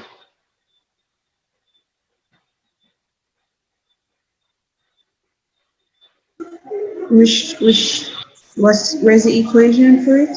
Here it is, z squared plus z plus 1 equals 0.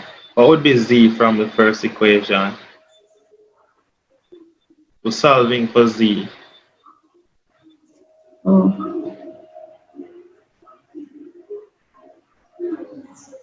I'm not sure how you write it out. So we're gonna use quadratic formula. So think of this z as x. So it's gonna be minus b So it's minus gonna be 1. Yeah. Oh, Continue. so minus 1, so minus z. Minus 1 plus or minus the square root of. We're just going to use Oh, we're quadratic using quadratic formula. formula. Yeah. Okay, um, z minus z. Plus or minus b squared, or b squared now is the coefficient of z right here, which is 1. So 1 squared minus 4 times the coefficient of z squared, which is 1, times 1 times or 1 over 2a. And a is 1, so it's over 2 times 1, which is 2. So what we're getting then is z is equal to minus 1 plus or minus 1 minus 4 is negative 3. So we have the square root of negative 3 over 2. But then the square root of negative 3 is really the square root of 3 times the square root of negative 1. So this thus becomes the square root 1 plus or minus the square root of 3 times the square root of negative 1 Which is divided I. by 2. And so what we get is minus 1 plus or minus the square root of 3 times I over 2. So anytime you're given a equation to solve, a complex equation to solve, the first thing you do is draw for the quadratic formula, all right? Yes, sir. Anytime you have a complex equation that's in quadratic form, draw for the quadratic formula. Now this one is a little bit different because look at the third one. Your b in this case is what? I.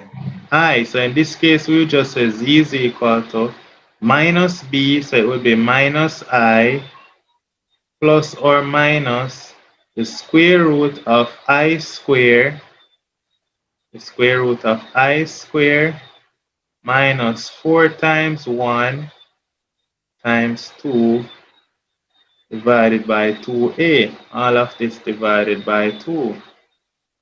But then this I square is 1. And so getting 1 minus 8, and 1 minus 8 is negative 7. So get that z in this example is minus 1 plus or minus the square root of negative 7i. The square root of negative 7i is really the square root of 7 times I over 2.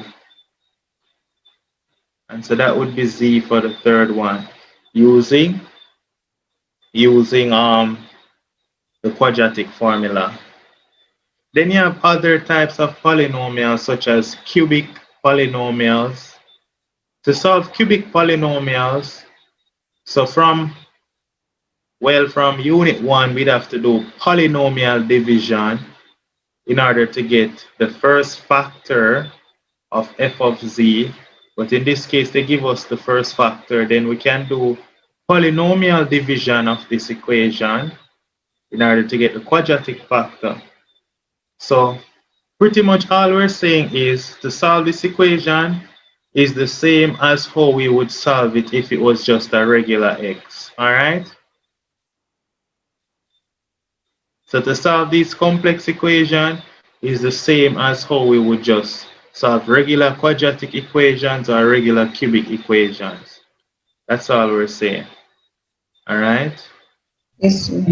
Nice. So next class, we'll pick it up right here where we're going to look at the Argon diagram for complex numbers.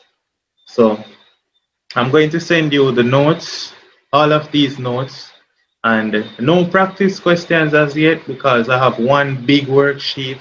That's because how complex number is, they like to integrate all of the topics together. And so any practice question with those up there, it's going to be mixed with these. And so next week now though, when we finish completing everything in complex number, we're going to go through the practice sheet, and then I'm going to give you the graded work as well on complex number. All right? Yes, sir. All right, nice. So next week, Friday, We're going to be looking at binary operation for unit 1, and then we're going to continue with the Argon diagram for unit 2. All right? Yes, sir. All right, nice. So, all right, so you take care now. All Enjoy the right. rest of your evening. All right? You too, sir. And I hope you stay good tonight. All right? Yes, sir. Just go and get some rest now. Thank you. All right, All take care. right. All right.